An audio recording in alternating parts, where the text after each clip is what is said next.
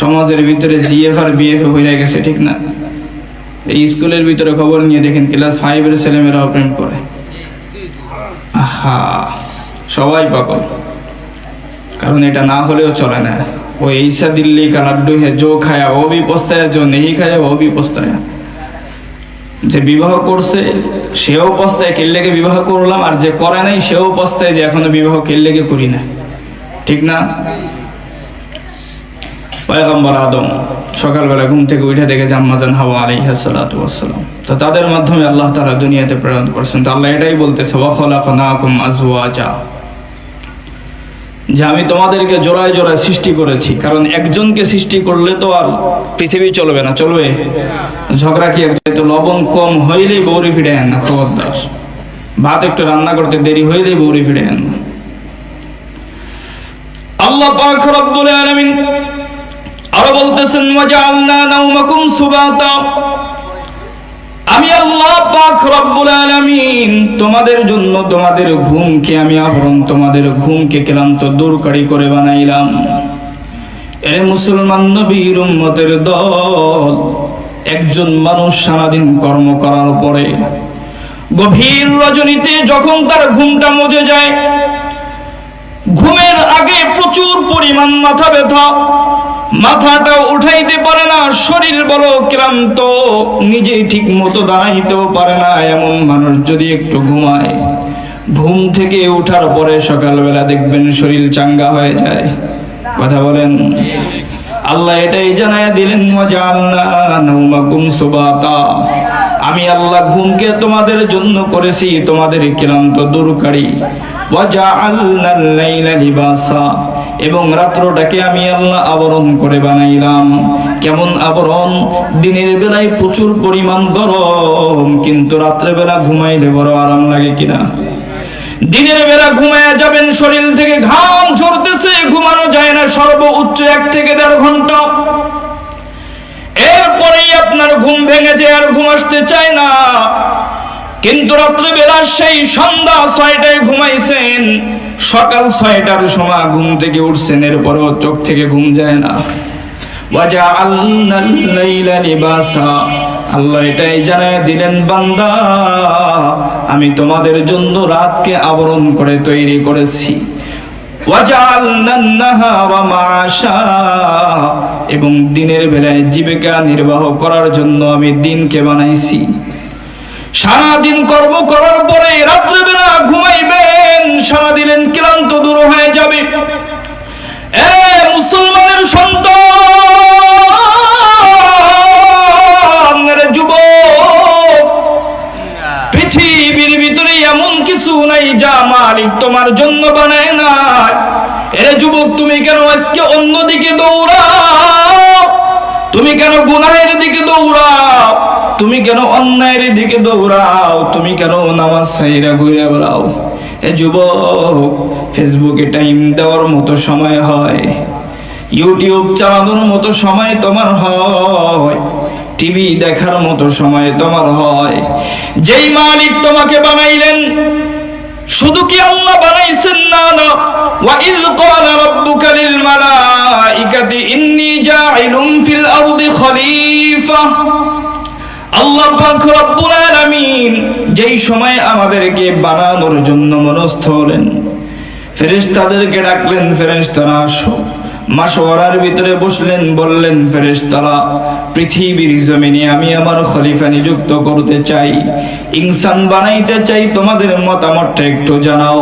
ফেরেশতারা মতামত জানায়া দিল, ক্বালু আতাজালু ফিহা মান ইউফসিদু ফিহা ওয়া ইয়াসফিকুদ দিমা ওয়া নাহনু নুসাব্বিহু বিহামদিকা ওয়া নুকদ্দিসু লাক। ফেরেশতারা জানায়া দিলেন, আল্লাহ দুনিয়ার জমিনের ভিতরে আপনি তাদেরকে পাঠান না, এরা দুনিয়ার জমিনে যাওয়ার পরে মারামারি করবে, হানাহানি করবে, একজন আরেকজনের নামে মিথ্যা মামলা দিবে, একজন আরেকজনের মাল আত্মসাৎ করবে, একজন আরেকজনের উপরে জুলুম করবে, একজন আরেকজনের উপরে অন্যায়ভাবে অত্যাচার করবে, একজন আরেকজনের গীবত করবে। সকাল থেকে বৃদ্ধ মানুষগুলি চায়ের দোকানে বসে বসে মানুষের নামে বদনাম ছড়াবে আর গীবত করবে। আল্লাহ এদেরকে দুনিয়ার জমিনে আপনি পাঠায়েন না।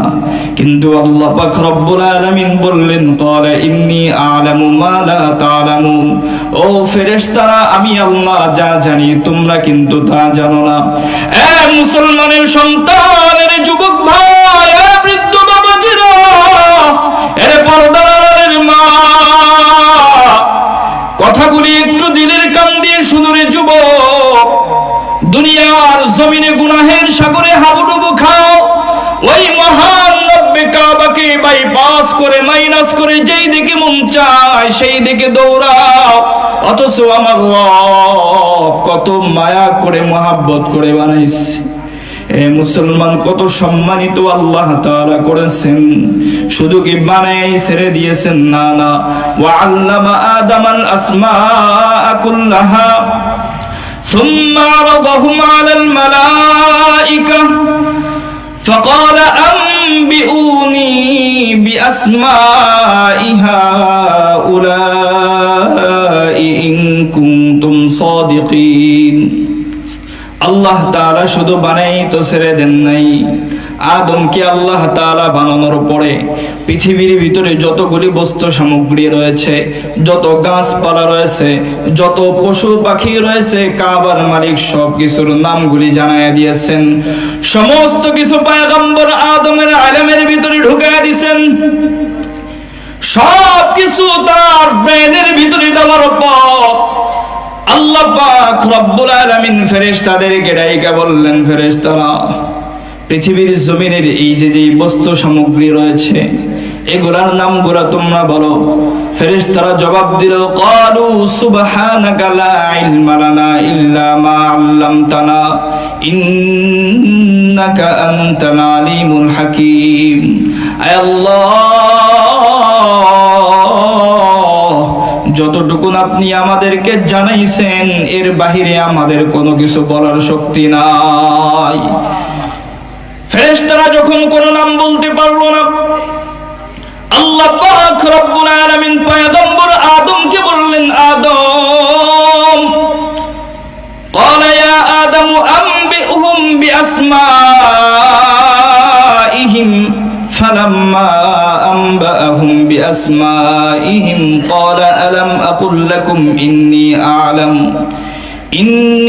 أعلم غيب السماوات والأرض وأعلم ما تبدون وما كنتم تكتمون।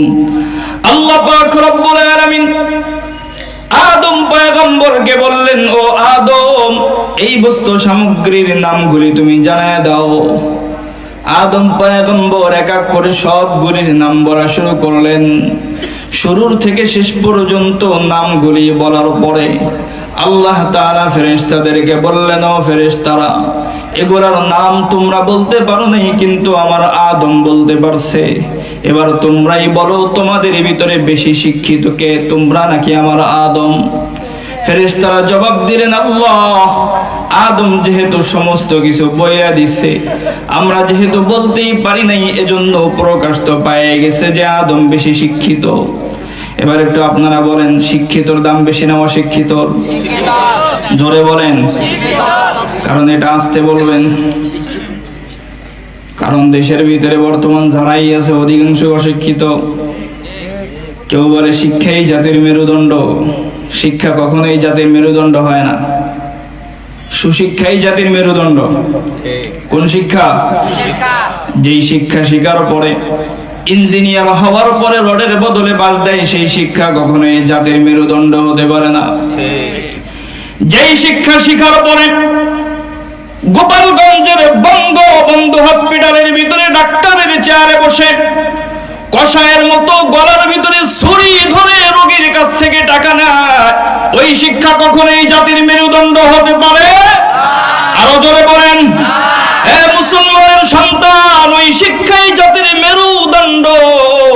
যেই শিক্ষা জাতিকে ভালো বানায়, যেই শিক্ষা জাতিকে দ্বীনের পথে আনে, যেই শিক্ষা জাতিকে চোর বাটপারি শিখায় না, যেই শিক্ষা জাতিকে রডের বদলে বাস দেওয়া শিখায় না, যেই শিক্ষা জাতিকে জনগণের চাইল ডাউল গম খাওয়া শিখায় না, এই শিক্ষাই জাতির মেরুদণ্ড। এজন্য আজকের থেকে আর বলবেন না যে শিক্ষাই জাতির মেরুদণ্ড, কি বলবেন?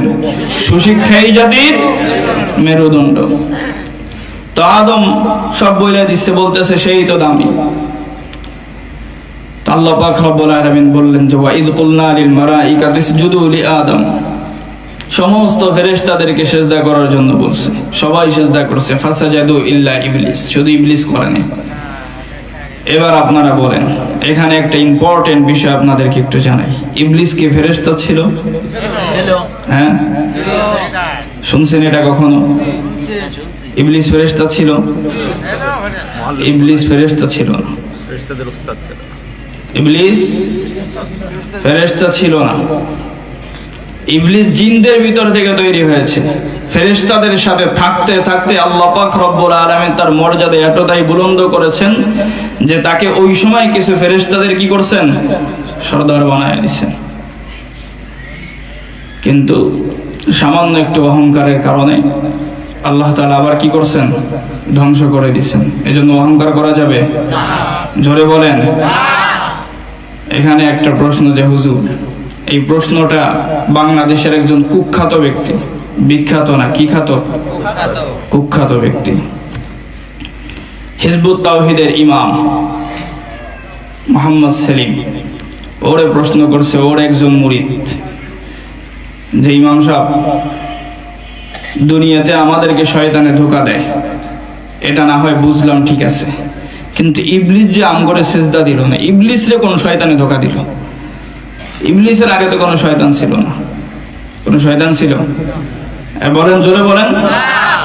তাতে ইবলিস আমাদেরকে ধোঁকা দেয়, ইবলিস রে ধোঁকা কে দিল? প্রশ্ন আসেন তো, কোনো জবাব দিতে পারেনি। আপনারা জবাব জানতে চান? মাহফিলের শেষে কমনে ধৈর্য ধারণ করে বসেন। তো ইবলিস সে যখন অস্বীকার করলো, যে না, বাহানা দেখাইলো যে আল্লাহ না, আমি পারবো না, আমি আগুনের তৈরি, আমার মর্যাদা এত বেশি, এই কিছুদিন হইল মাত্র কেবল দুনিয়ার জমিনের এক হাঙ্গামা বন্ধ করে আসলাম, জিন জাতির ভিতরে দুনিয়া একটা হাঙ্গামা তৈরি হয়েছে, তো ওটাকে বন্ধ করার জন্য আল্লাহ তাআলা ইবলিসকে পাঠাইছে যে তুমি তাদেরকে একটু বুঝায় সমঝায় যেমনে পারো এটা একটু বন্ধ করে দিয়ে এসো। এটা তো আমাদের ভিতরেও চলে আসে। কেউ যদি কোন রকম একটা মুজিব কোড গায়ে দিতে পারে একবার, তার ভাবি অন্যরকম, আর যদি কোন রকম একটু পথ পাওয়া যায় তাহলে তার সোয়াই পাওয়া যায় না। কথা বলেন ঠিক কিনা? এটার বাস্তব প্রমাণ শুনবেন। এই 2 দিন ধরে আমার আম্মা একটা কাগজের জন্য দৌড়াদৌড়ি করতেছে, কাউন্সিলরের কাছে, ওয়ার্ড কাউন্সিলর, তার কাছে যাইতেছে। কয়দিন? 2 দিন ধরে দৌড়াদৌড়ি করে, খবরই পাওয়া যায় না, তারা ধরা শহর বাহির এসে।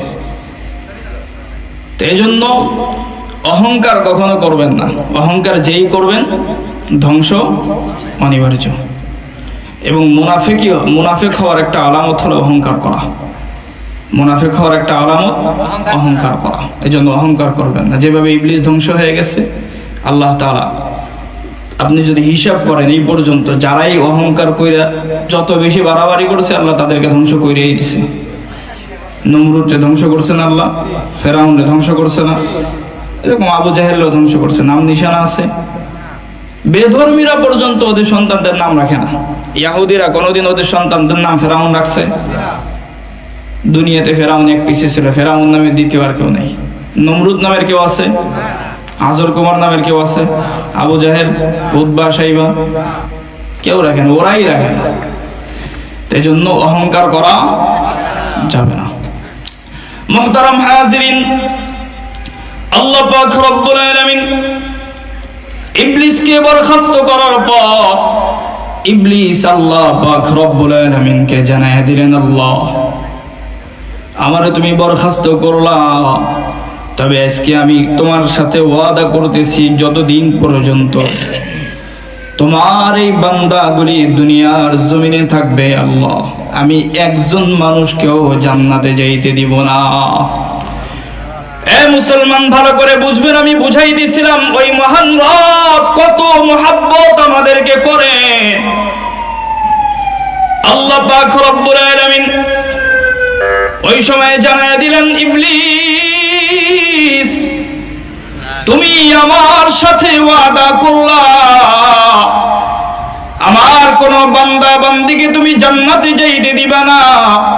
তবে ও ইবলিস, আজকে পরিষ্কার ভাবে শুইনা নাও, আমার একজন বান্দা গুনাহ করতে করতে যদি পাহাড় পরিমাণ গুনাহ হয়ে যায়, সাগরের ফেনা পরিমাণ গুনাহ হয়, বান্দা না বুঝা প্রকাশ্যে অপ্রকাশ্যে গোপনে সগীরা কবিরা বিভিন্ন ধরনের গুনাহ করে ফেলছে, এমন একটা সময় দিলের ভিতরে আমি রবের ভয় চলে আসছে, জান্নাতের আশা আকাঙ্ক্ষা দিলে চলে আসছে, জাহান্নামের ভয় চলে আসছে। আমার বান্দাটা দিলের ভিতরে আমি মালিকের ভয় নিয়ে যদি গভীর রজনীতে আমি আল্লাহকে একটা বার আল্লাহ বইলা ডাক দেয়, আমি আল্লাহ সঙ্গে সঙ্গে বান্দার সাগরের ফেনা পরিমাণ গুনাহ মাফ করে দিব। এ মুসলমানের সন্তান, আল্লাহ পাক রব্বুল আলামিন আমাদেরকে বলতেছে, বান্দারে আমি আল্লাহ কত মুহাব্বত তোদেরকে করি, অথচ আমি আল্লাহকে কেমনে বাইপাস করো আর মাইনাস করো। আমি আল্লাহ রিজিক দিলাম, আমি আল্লাহ বডি তৈরি করে দিলাম, আমি আল্লাহর দেওয়া চক্ষু দিয়ে দেখতেছো, আমি আল্লাহর দেওয়া পা দিয়ে হাঁটতেছো, আমি আল্লাহর দেওয়া কান দিয়ে শুনতেছো, আমি আল্লাহর দেওয়া ব্রেন দিয়ে চিন্তা করতেছো, আমি আল্লাহর দেওয়া সব কিছু তুমি ভোগ করতেছো বান্দা। কিন্তু তুমি আমি আল্লাহকে কেমনে ভুইলা গেলা বলো? এ মুসলমানের সন্তান, দিনের বেলায় ফজরের নামাজ না পড়া ঘুমায়া থাকেন, তামাম পৃথিবীর সবকিছু বদদোয়া করে, আসমান বলে আল্লাহ একটা বার শুধু আপনি হুকুম দেন আপনার এই বান্দাকে ধ্বংস করে দেয়। জমিন বলে আল্লাহ একটা বার হুকুম দেন জমিনের ভিতরে গাইরা ফেলি। গাছপালা বলে মালিক একটা বার আপনি হুকুম দেন আমরা বাতাস দেওয়া বন্ধ করে দেয়, শ্বাস প্রশ্বাস গুলি বন্ধ হয়ে যাবে, নিঃশ্বাস গুলি বন্ধ হয়ে যাবে। এরে নবীর উম্মতের দল, তামাম পৃথিবীর সব কিছু বদ্ধ করে, কিন্তু আমার মালিক কি বলে জানেন? এই পৃথিবীর মাখলুক গুলি ধৈর্য ধরো, আমার বান্দা আমার কাছে ফজরের সময় আসতে পারে নাই, কি হয়েছে? জোহরের সময় আসবে। জোহরের সময় আমার বান্দা আমার কাছে আসতে পারে নাই, কি হয়েছে? আসরের সময় আসবে। আসরের সময় আমার বান্দা আসতে পারে নাই, কি হয়েছে? মাগরিবের সময় আসবে। মাগরিবের সময় খবর নাই, আবারও বলে আল্লাহ কোথায়? ফজর চলে গেল, জোহর চলে গেল, আসরও চলে গেল, দিনটাই চলে গেল, রাত্র ঘুরে আসলো, সন্ধ্যা হয়ে গেল, মাগরিবের নামাজও হয়ে গেল। মালিক এরপরেও তোমার বান্দার খবর নাই। আল্লাহ পাক রব্বুল আলামিন ডাক দিয়ে বলে, রে মাখলুকাত একটুখানি ধৈর্য ধরো, এশার সময় হয়তো আমার বান্দাটা আসবে। একদিন চলে যায়, আল্লাহ কোথায় নাই, তোমার বান্দার তো কোনো খবর নাই। আল্লাহ বলে আগামীকাল আসবে, আগামীকালও খবর পাওয়া যায় না। এক সপ্তাহ চলে যায়, মালিক একটা সপ্তাহ চলে গেল, বেগানার নারীর দিকে তাকাইতে মন চায়, আমারও মন চায়, কিন্তু আমি কেন তাকাই না জানো? যখনই কোনো গুনাহের ফিকির মাথার ভিতরে চিন্তা করি, সঙ্গে সঙ্গে মনে হয় আমার কবর পিছনের দিক থেকে আমাকে ডাকতেছে। যখনই কোনো গুনাহের দিকে যাই, আমার কবর আমাকে সম্বোধন করে বলে, এরে মাহমুদুল হাসান, আমি তোর কবর বড় ভয়ঙ্কর ঘর, আমি তোর কবর বড় কঠিন ঘর, পোকামাকড়ের ঘর। এরে মাহমুদুল হাসান, পৃথিবীর জমিনে তুমি এমপি হতে পারো, মন্ত্রী হতে পারো, বড় আলেম হতে পারো, পীর হতে পারো, বড় ইমাম হতে পারো, বড় ওয়াইজ হতে পারো, খতিব হতে পারো, আমি কবর কিন্তু দেখবো না কে এমপি আর কে মন্ত্রী, কে ইমাম, কে খতিব, কে আলেম, কে জালেম। আমি কবর দেখবো কার আমল বড় ভালো। যারা আমল ভালো, আমি কবরের কাছে তার বড় দাম। যারা আমল ভালো নাই, আমি কবরের কাছে তার বিন্দু পরিমাণ কোনো দাম নাই। এ যুবক ভাইরা, দুনিয়ার জমিনে বাহাদুরি দেখায় না, রব্বে কাবাকে বাইপাস করে মাইনাস করে অন্যায়ের দিকে আর চলিও না। পায়ে হাত দিয়ে বলতে চাই, নিজের জিন্দেগিটা নিয়ে একটু ফিকির করো। আমি এক্সাম্পল হিসাবে তোমাদেরকে বুঝাবার জন্য বলি, এখন যদি আমার মরণ হয়ে যায়, আপনি নিজেকে দিয়ে একটু চিন্তা করেন। এখন যদি আপনার মরণ হয়, আপনার বাবাও দুনিয়াতে বেঁচে আছে, চাচাও বেঁচে আছে, আপনার ভাইয়েরা সন্তানেরা বেঁচে আছে, এই মুহূর্তে যদি মরণ হয়, রাত্রে বেলা ঘুমাইছেন, সকালবেলা মা ঘুম থেকে ডাক দিচ্ছে, সকালবেলাও ঘুম থেকে উঠেন না, 1 2 3 4 5 বার ডাকার পরে কোনো খবর নাই। মা চিন্তা করছে যুবক সন্তান রাত্র পর্যন্ত মনে হয় ফেসবুক চালাইছে, জন্য ঘুমাইতে পারে না, একটু ঘুমায় নেই। দুপুর চলে গেছে, কোনো খবর নাই। বাবাকে বলল, এখনো পর্যন্ত কেন তোমার সন্তান ঘুম থেকে উঠে না? সন্তানকে যে ডাক দাও। সকালে কয়েকবার ডাক দিলাম, কোনো খবর তো পাইলাম না। বাবা যে সন্তানকে ডাক দেওয়ার পরে কোনো সারা শব্দ না পায়া বাবা সন্তানের গায়ে যখন হাত দিলেন, দেখতেছে সন্তানের পুরা বডি শক্ত হয়ে গেছে। সন্তানের গায়ে হাত দেওয়ার সাথে সাথে পুরা বডিটা কাঁপে উঠছে। অটোমেটিক বাবা বুঝা ফেলছেন, আমার সন্তান তো দুনিয়ার জমিন থেকে বিদায় নিয়েছে। ওই সময় থেকে আমি কি দেখতেছি জানেন? আমার বাবা যখন বুঝতে পারলো আমার সন্তান দুনিয়া থেকে বিদায় হয়ে গেছে, শ্বাস চলে গেছে, বাবা চোখের পানি ছেড়ে টপ টপ করে কান্না শুরু করে দিছে। মা বাবাকে জিজ্ঞাসা করছে, কি হলো, তোমার সন্তান কি উঠে না? বাবা চোখের পানি ছেড়ে মাকে যে বলে, এরে সন্তান তো সাময়িক সময়ের জন্য না, জীবনেও আর ঘুম থেকে উঠবে না। আমি দেখতেছি আমার মা চোখের পানি ছেড়ে কান্না করতেছে। মুহূর্তের ভিতরে সমস্ত মানুষগুলি জড়ো হয়ে গেছে। আমার ভাই, আমার বোন, আমার সন্তান, আমার বিবি সবাই আমার পাশে দাঁড়ায় চোখের পানি ছেড়ে কান্না করতেছে। এর নবীর উম্মতের দল। আমি শুধু দেখতেছি সবাই কান্না করে। বাবাকে জিজ্ঞাসা করি, কেন কান্না করো? বাবার কাছ থেকে কোনো জবাব নাই। মাকে জিজ্ঞাসা করি, মা কেন কান্না করো? মাও জবাব দেয় না। ভাইকে জিজ্ঞাসা করি, আরে ভাই কেন কান্না করো? কোনো জবাব নাই। বোনের কাছেও কোনো জবাব নাই, কারো কোনো জবাব নাই। সবাই দেখি কান্নাই করে, কিছুই বুঝি না। দেখতে দেখতে মুহূর্তের ভিতরে দেখলাম আমার এলাকার ভিতরে যারা লাশ গোসল দেয়, ওই মানুষগুলি আমার বাড়িতে উপস্থিত হয়ে গেছে। চিন্তায় পড়ে গেলাম, আমার বাড়িতে কেউ মারা যায়নি, তাহলে তারা কেন আসলো? এরে নবীর উম্মতের দল, যুবক ভাইয়েরা, এ পর্দার আড়ালের মা, কথাগুলো একটু দিল দিয়ে শুনো। এই যে বাহ্যিক কান দিয়ে শুনবা, কথাগুলা বের হয়ে যাবে। দিলের কান দিয়ে শুনো, যদি কথাগুলা গাইতে যায় আমলি জিন্দেগিতে ফায়দা হতে পারে। আমি চিন্তা করলাম, এই মানুষগুলি তো শুধুমাত্র কেবলমাত্র লাশ গোসল দেওয়ার জন্য আসে, এরা কেন আমার বাড়িতে আসলো? কিছুক্ষণ পরে দেখতেছি ওই মানুষগুলো আমাকে ধরে খাটিয়ার উপরে শোয়ায় ফেলছে। তখন আর বুঝতে বাকি রইল না যে আমার মরণ হয়ে গেছে, আমি চলে গেছি। দুনিয়ার কেউ আর আমার আওয়াজ শুনবে না। আব্বা বলে ডাকলেও কেউ শুনবে না, মা বলে ডাকলেও মা আর সাড়া দিবে না, সন্তানদেরকে সন্তান বলে ডাকলেও কেউ আর বুঝতেও পারবে না। খাটিয়ার উপরে শোয়ানোর পর গোসল করানোর জন্য যখন নিয়ে গেছেন, গরমের সিজনে গরম পানি দিয়ে গোসল করা তো বড় অসম্ভব। ওই গরমের সিজনে শরীরের ভিতরে গরম পানি গুলি যখন ঢালতেছে, কেমন যেন চামড়া গুলি পুড়ে যেতেছে।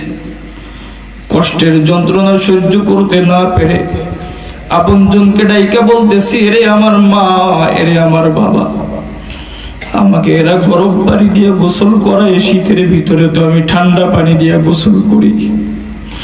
ও মা, আমার তো শরীরের ভিতরে সহ্য হয় না গো মা, একটু নিষেধ করো আমাকে ঠান্ডা পানি দিয়ে গোসল করাইতে। এতবার রিকোয়েস্ট করি, কেউ একটা বার আমার কথায় সারা শব্দ নাই। এর মুসলমান ভাইয়েরা, তারা গরম পানি দিয়ে গোসল করানোর পর দেখতে দেখতে আমাকে সাদা কাফনের প্যাকেট বানায় ফেলতেছে। ডাক দিয়ে বললাম, এরে ভাই, গরমের ভিতরে তো কখনো কাঁথাটা গায়ে দিয়েও ঘুমাই নাই, শীতের সিজনেও পর্যন্ত পুরা শরীরে কাঁথা দিলেও মুখের ভিতরে দেই নাই, আজকে এমন ভাবে কেন আমাকে প্যাকেট করতেছো? আমার বড় কষ্ট হইতেছে, তোমাদের পা দুইটা ধরি আমাকে এভাবে সাদা কাফনের প্যাকেট করিও না। কত রিকোয়েস্ট তাদেরকে করি, কিন্তু একটা বার তারা আমার রিকোয়েস্ট শুনে না, মুহূর্তের ভিতরে প্যাকেট করে ফেললো। তবে সবচেয়ে কষ্ট পাইছি কখন জানেন? এতক্ষণ পর্যন্ত অনুভব করতে পারিনি এই কষ্টটা, কিন্তু যখন আমাকে বাড়ির থেকে বের করার সময় হলো, দেখলাম আমার লাশের খাটিয়া ধরছে আমার বাবা, আমার ভাই, আমার চাচা, আমার আপনজন। সঙ্গে সঙ্গে আমি চিৎকার দিয়ে উঠলাম, কাদের জন্য নিজের জীবনটাকে বিসর্জন দিলাম, কাদের জন্য নিজের জিন্দেগির সময়গুলি আমি নষ্ট করলাম। আজকে আমার বাবা, আমার ভাই, তারাই তো আমাকে কাঁধে করে বাড়ির থেকে বের করে দিতেছে। ডাক দিয়ে বললাম, ও বাবা, আমার বাড়ি থেকে কেন আমাকে বের করে দাও? ভাইদেরকে বললাম, এরে ভাই, আমার ঘর থেকে কেন আমাকে বের করে দিচ্ছ? মুহূর্তের ভিতরে নিয়ে কবরস্থানে চলে গেল, জানাজা হয়ে গেল। এমন একটা জায়গায় আমাকে নিয়ে রাখলো, যেই জায়গায় দিনের বেলা যাইতো আমার বড় ভয় লাগতো, সামান্য অন্ধকার হলেও যেই জায়গায় যাইতে পারতাম না। আমার জীবনের একটা বাস্তব ঘটনা আমি আপনাদেরকে বলি। মুসলমান যুবক, এই যে গত রমজানের আগের রমজানে 28 রোজায় আমার বাবা দুনিয়ার জমিন থেকে বিদায় নিয়েছেন। রমজান মাস বড় আনন্দের সাথে বাড়ির ভিতরে আমি আসছি, বাবা মাকে নিয়ে ঈদ করব, কারণ দীর্ঘ সময় পর্যন্ত ঈদের নামাজ বাড়িতে পড়া হয় না। দীর্ঘদিন পরে সুযোগ হয়েছে আপনজনকে নিয়ে ঈদ করব। বাড়ির ভিতরে চলে গেছি, বাবা দুনিয়ার জমিন থেকে বিদায় হয়ে গেছে। বাড়িতে পৌঁছানোর কিছুক্ষণ পরে রমজান মাস, বাবাকে আসরের পরে দাফন করলাম। এই নবীর উম্মতের দল দাফন করার পরে সবাই চলে গেছে তারাবির নামাজ পড়ার পরে। যেহেতু মন মানতেছিল না, আমার ছোট ভাই কোরআনের হাফেজ, আমার মামারা আলেম, তাদেরকে নিয়ে কবরস্থানে গেলাম। কবর জিয়ারত করার পরে সবাই কবরস্থান থেকে চলে গেছে, কিন্তু আমার দিল মানতেছে না যে আমি আমার বাবার কবরস্থান থেকে যাই। কারণ বারবার শুধু মাথার ভিতরে আসতেছিল, আমার বাবা যদি এখানে বিন্দু পরিমাণ কষ্ট পায় চিল্লায়, শোনার মতো তো কেউ এখানে নাই। আমি দীর্ঘ সময় পর্যন্ত কবরস্থানের পাশে দাঁড়ায় সূরা ইয়াসিন তিলাওয়াত করলাম, কয়েকবার সূরাতুল মুলক তিলাওয়াত করলাম, সূরা ইখলাস পড়লাম, দুরুদে ইব্রাহিম পড়লাম। চোখ বন্ধ করে পড়তেছিলাম। বিশাল বড় কবরস্থান, কেউ নাই। এমন মুহূর্তে হঠাৎ করে আমার ব্রেনের ভিতরে ভয় ঢুকে গেল, দিলের ভিতরে ভয়, চিন্তা ভাবনা শুরু হয়ে গেল। চিন্তা করতেছিলাম, এত বড় কবরস্থানে যদি আমাকে কেউ মেরেও ফেলে, হাজারো যদি চিৎকার করি, একজন মানুষ পাশের থেকে খবরও পাওয়া যাবে না, একজন মানুষ পাশের থেকে আসবেও না। এই চিন্তা করতে করতে মনের ভিতরে ভয় রাখতেছে। এমন সময় আমার কবরবাসীদের চিন্তা মাথায় চলে আসলো, আরে দুনিয়ার জমিনে তো যদি একজন মানুষকে হেল্প করার জন্য বলা হয়, যতটুকুন পারে সে হেল্প করে, যত কিছুই প্রয়োজন হোক একজনের কাছে না পাইলে কিন্তু আরেকজনের কাছে পাওয়া যায়। চিৎকার যদিও দেই, এখান থেকে যদি শোনা না যায়, কিন্তু কবরস্থানের গেটের কাছে যে চিৎকার দিলে কেউ না কেউ শুনবে। তবে এই মাঝখান থেকে যদি চিৎকার দেয়, কেউ আওয়াজটা অনুভব পর্যন্ত করতে পারবে না। চিন্তা পাওয়া যায় নাই। আল্লাহ পাক রব্বুল আলামিন বলে পরের সপ্তাহে আসবে। মাস চলে যায়, বছর চলে যায়, বলে এখন আসতে পারে নাই, আগামী বছর আসবে। এভাবে যুগের পর যুগ চলে যায়, বলে আল্লাহ তোমার বান্দা তো একবার উষ্টা খায়ও কখনো মসজিদের দিকে পড়ে না, সারা দিন শুধু দুনিয়ার ফিকির। কিন্তু আমার মালিক ওই সময়টা তো বলেন, এই পৃথিবীর মাখলুকাত, তোমরা তো আমার বান্দার ধৈর্য চাও, হতে পারে মৃত্যুর আগে একটা বার হলেও আমি মালিকের কাছে আমার বান্দা আসতে পারে। এ যুবক ভাই, মায়ের কাছে যাও, তোমার মার কাছে যাওয়ার পরে খারাপ ব্যবহার করবা। পৃথিবীর ভিতরে দুইজন মানুষ সবচাইতে বেশি মহাব্বত করেন, একজন হলেন তোমার মা, আরেকজন হলেন তোমার বাবা। কিন্তু সময় বিশেষে অতিরিক্ত মাত্রায় বেয়াদবির কারণে সেই মা বাবাও কিন্তু ত্যায্য পুত্র করে দেয়। কথা বলেন ঠিক কিনা? পৃথিবীর জমিনে যেখানেই যাও সবাই কিন্তু দূর দূর করে তাড়ায় দেয়, কিন্তু আমার মালিকের খাইলা, আমার মালিকের পড়লা, আমার মালিকের দেওয়া নিয়ামত ভোগ করার পর একটা ওয়াক্ত নামাজে আমার মালিকের সামনে সিজদা দিতে পারো না, একটা বার আমার মালিকরে তুমি আল্লাহ বলে ডাকতে পারো না। এ যুবক, ওই কিয়ামতের ময়দানে যদি কাবার মালিক আসামির কাঠগড়ায় দাঁড় করায় প্রশ্ন করে, বান্দা কত সুন্দর শরীর তোমাকে দিয়েছিলাম, আর্জেন্টিনা ব্রাজিলের খেলা হয়েছে, চিৎকার দিয়েছো কত আওয়াজ, পাশের বাড়ির মানুষটা ঘুমাইতেও পারে না তোমার আওয়াজে, অথচ আমি মালিকের ডাকে সাড়া তুমি দিতে পারলা না। 3টা পর্যন্ত ঘুম থেকে জায়গা তুমি খেলা দেখার সময় তোমার হলো, অথচ আমি মালিকরে তুমি ডাকতে পারলা না। ফেসবুকে সময় দিতে পারলা, আমি মালিকরে তুমি সময় দিতে পারলা না। ইউটিউবে সময় দিতে পারলা, কিন্তু আমি রবকে একটা বার ডাইকা যে আমি মালিকরে বলবো, আল্লাহ যত অন্যায় করেছি, যত ভুল করেছি, না বুঝা করছি গো মালিক, দয়া করে মায়া করে সমস্ত ভুলগুলি মাফ করে দাও। একটা বার আমি মালিকের সামনে দাঁড়াইতে পারলা না, 3টা পর্যন্ত খেলা দিকে ঘুমায় গেলা, ফজরের নামাজটাও পড়লা না। এবার দাও, অথচ ওই সময়টাতেও কিন্তু তাহাজ্জুদ পড়তে তুমি পারতা।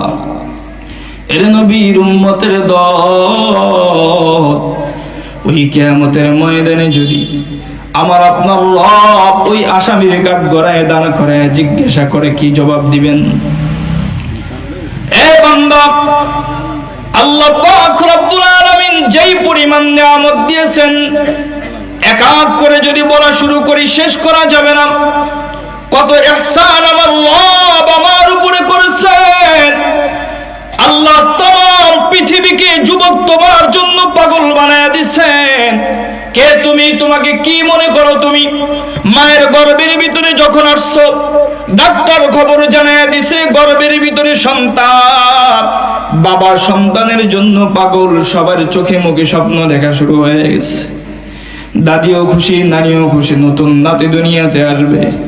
নানা সবাই খুশি, নতুন নাতি দুনিয়ার জমিনে আসবে।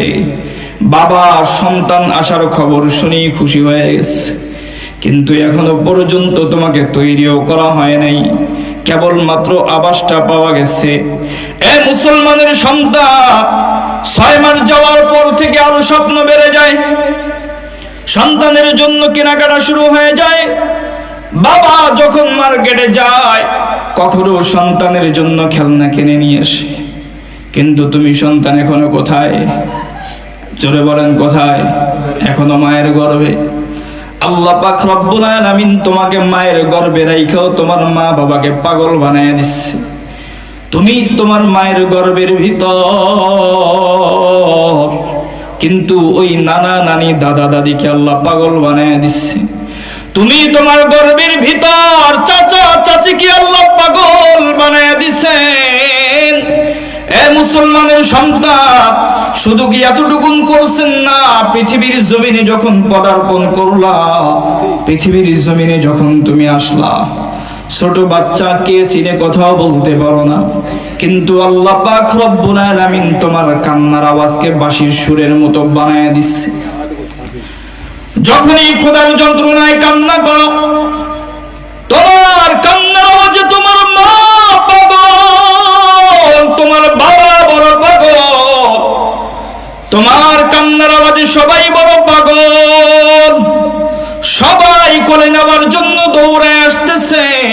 মা বলে আমার কোলে দাও, বাবা বলে আমার কোলে দাও, চাচা বলে আমার কোলে দাও, চাচি বলে আমার কোলে দাও, নানা নানি দাদা দাদি সবাই সুইটে আসে।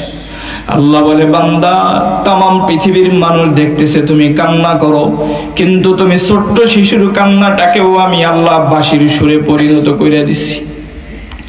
এ মুসলমান নবীর উম্মত, আল্লাহ তাআলা এত মহাব্বত করলেন, এত দামি করে বানাইলেন, এরপরেও কি আল্লাহকে বাইপাস করবা আর মাইনাস করবা?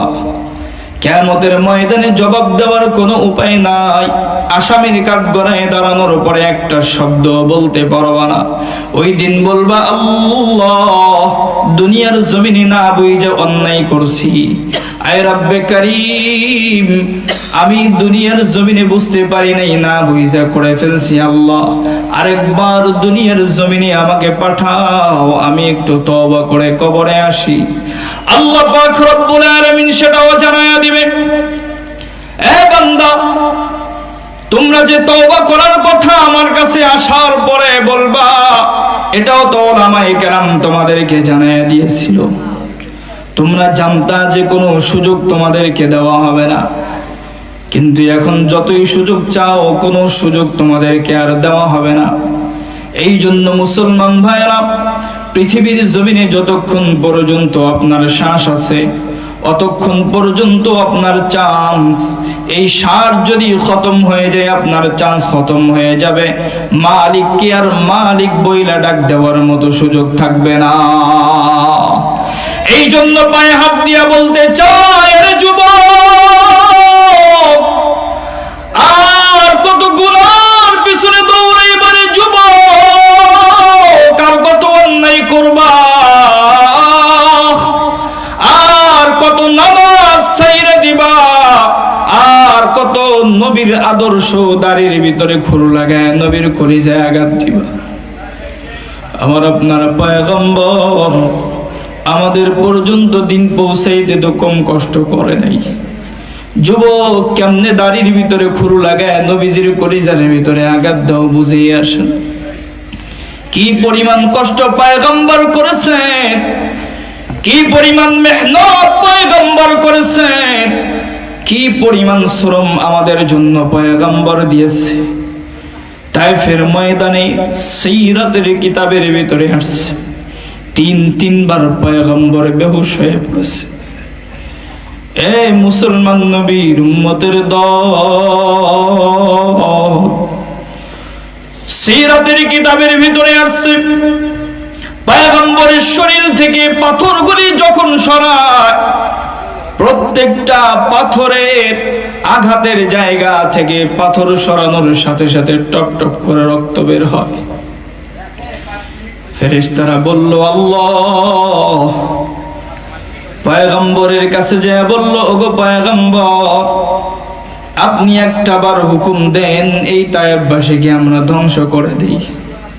কিন্তু আমার মালিক সেই সময় বললেন, তোমরা যদি এই তায়েববাসীকে ধ্বংস করে দাও, আমি দ্বীনের দাওয়াতগুলি কাদের কাছে পৌঁছাবো? এরে নবীর উম্মতের দলের যুবক, আল্লাহ পাক রব্বুল আলামিনের পয়গম্বর কত কষ্ট করেছে, শুধুমাত্র একটা বললাম, সিরাতের কিতাব পড়লে হাজারো কষ্টের বর্ণনাগুলি পাবেন, কি পরিমাণ কষ্ট দিয়েছে।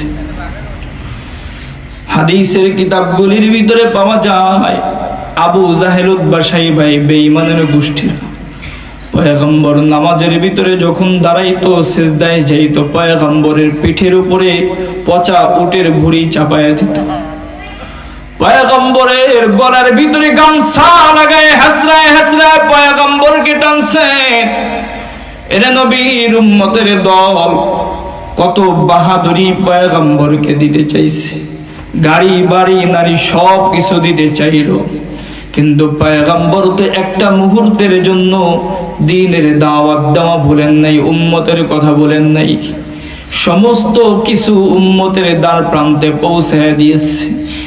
এমন নবী কষ্ট করার পর কিভাবে আজকে দুনিয়ার জমিনে যুবকেরা পয়গম্বরের আদর্শকে বাইপাস করো, মাইনাস করো? কিভাবে পয়গম্বরের আদর্শকে বাইপাস করে নেইমারের জার্সি গায়ে দাও? এই যুবক, তুমি একজন মুসলিম যুবক, কিভাবে তুমি সাকিব খান আর সালমান খানকে আদর্শ মনে করো? কিভাবে তুমি নেইমার মেসিকে তোমার আইডল বানাও? অন্তরের ভিতরে কি ওই মালিকের ভয় একটু ঢুকে না রে যুবক? কত যুবকের মরণ প্রতিদিন হয়। তুমি মনে করতেছো বড় বাহাদুর, দীর্ঘ সময় পর্যন্ত দুনিয়ার জমিনে বাঁচবো।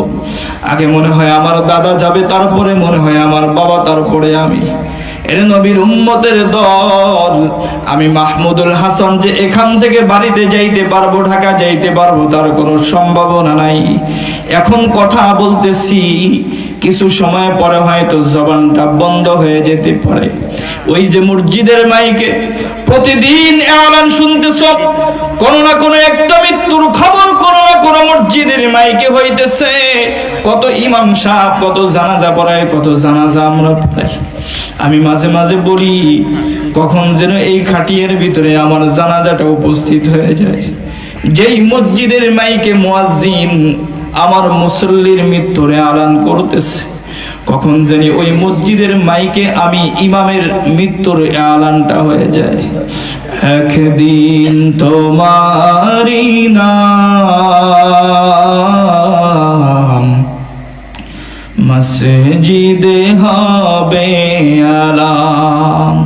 সবাই বলেন আমার সাথে, একদিন আমারি নাম মসজিদে হবে আলাম। তৈরি থেকো, তৈরি রেখো, তৈরি থেকো, তৈরি রেখো, কবরের মান সামান। একদিন আমারি নাম মসজিদে হবে আলান।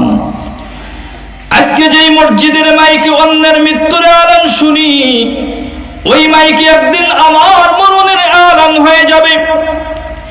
যেই খাটিয়ায় অন্য জনের জানাজা রাইখা জানাজা পড়তেছি, ওই মসজিদের খাটিয়াটা একদিন আমার দরওয়াজায় হাজির হয়ে যাবে। এর নবীর উম্মতের দল, তবে দুনিয়ার জমিন থেকে কখন চলে যাইবা তুমি জানো না। যদি নেইমারের আদর্শ মাইনা যাও, বেঈমানদের আদর্শ মাইনা যাও, তাহলে বেঈমানদের সাথেই তোমার হাসর নাসর হবে।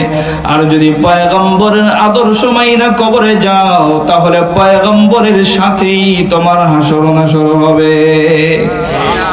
এই জন্য বলতে চাই যুবকেরা, এই সমস্ত বেধর্মীদেরকে সাপোর্ট করা বন্ধ করে দাও। কি লাভ রাতের ঘুম হারাম করে বলো? আল্লাহ পাক রব্বুল আলামিনের কাছে জবাব দিতে পারবা না রে যুবক। আল্লাহর কাছে বলার মতো কোনো ভাষা তোমার থাকবে না। মিথ্যা কথা বলবা, কিন্তু কিয়ামতের ময়দানে তোমার সব কিছু তোমার বিরুদ্ধে সাক্ষ্য দিবে। ইয়াউমা তাশহাদু আলাইহিম আলসিনাতুহুম ওয়া আইদিহিম ওয়া আরজুলুহুম বিমা কানু ইয়ামালুন। তোমার হাত তোমার বিরুদ্ধে বলবে, আল্লাহ আমি হাতকে দিয়েছিলাম ভালো কাজ লাগানোর জন্য, তোমার বান্দা এই হাত দিয়া খারাপ কাজ করেছে। চক্ষু বলবে, আল্লাহ আল্লাহ চক্ষু দিয়েছিলা কোরআন দেখার জন্য, কিন্তু এই চক্ষু বেগানা মহিলাকে দেখছে, এই চক্ষু দিয়ে টিভি দেখছে, এই চক্ষু দিয়ে বিভিন্ন বেঈমানদের খেলা দেখছে। দিমাগ যে বিচার দিবে, আল্লাহ আমি দিমাগকে তুমি দিয়েছিলে ভালো জিনিস চিন্তা করার জন্য, কিন্তু আমি দিমাগকে দিয়ে খারাপ জিনিসগুলি চিন্তা করেছে, গুনাহের কাজগুলি চিন্তা করেছে, কিভাবে অন্যায় করবে সেই চিন্তা করেছে, কিভাবে আর্জেন্টিনার পতাকা বানাবে সেই চিন্তা করেছে, কিভাবে আর্জেন্টিনার জার্সি কিনবে সেই চিন্তা করেছে। অথচ তোমার বান্দার চিন্তা করা দরকার ছিল কিভাবে পয়গম্বরের আদর্শ মানবে, কিভাবে কালেমার পতাকা উড্ডিং করবে, কিভাবে ইসলাম পৃথিবীর ভিতরে প্রতিষ্ঠিত করবে, কিভাবে নামাজটা সুন্দরভাবে পড়া যায়, কিভাবে কোরআনটা সুন্দর মতো পড়া যায়। এ নবীর উম্মতের দল, ওই কিয়ামতের ময়দানে সব কিছু তোমার বিরুদ্ধে সাক্ষ্য দিবে। ওই দিন যখন সাক্ষ্য দিবে কোনো উপায় থাকবে না, শুধু আফসোস করবা, আল্লাহ আজকে কি দেখতেছি যেগুলাকে বড় আপন মনে হইতো, আমার হাত আমার পা বড় আপন মনে হইতো, আমার জিহ্বা বড় আপন মনে হইতো, আমার চোখ বড় আপন মনে হইতো, আমার কান বড় আপন মনে হইতো, আল্লাহ এই সব কিছুই তো আজকে আমার বিরুদ্ধে সাক্ষ্য দিতেছে। তাদেরকে বলবা, এরে তোমাদের জন্যই তো কষ্ট করলাম, এরে জিহ্বা দাঁতে যদি একটু কামড় লেগে যাইতো আমি পেরেশান হয়ে যাইতাম, চোখে একটু ময়লা পড়লে টেনশনে পড়ে যাইতাম কিভাবে ময়লাটা সরানো যায়, এত পরিমাণ কষ্ট তোমাদের জন্য করলাম, আজকে কেন তোমরা আমার বিরোধিতা করো, এত বড় নেমুখ হারামি কেন করতেছো? ওই সময় তারা জবাব দিবে, এরে বান্দা নেমুখ হারামি আমরা করি নাই, নেমুখ হারামি তুমি করছো। আমাদেরকে তোমাদের মালিক মনে হয়, তুমি মনে করো এই চোখের মালিক তুমি, কিন্তু না। এই চোখ তোমাকে দিয়েছেন কে? কান দিয়েছেন কে? এই জবান দিয়েছেন কে?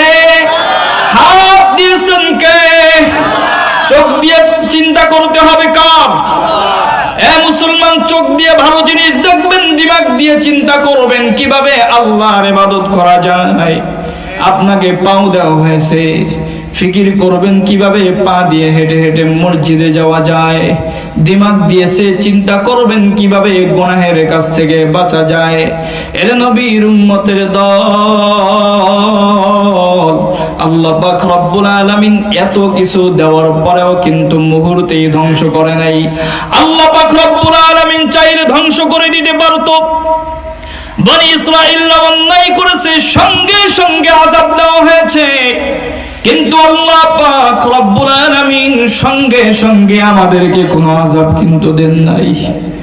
অথচ যেই পরিমাণ গুনাহ আমরা করতেছি, প্রতিটা মুহূর্তে মুহূর্তে হাতের জিনা হইতেছে, প্রতিটা মুহূর্তে মুহূর্তে আমার চোখের জিনা হইতেছে, প্রতিটা মুহূর্তে আমার কানের জিনা হইতেছে, প্রতিটা মুহূর্তে আমার কলবের জিনা হইতেছে।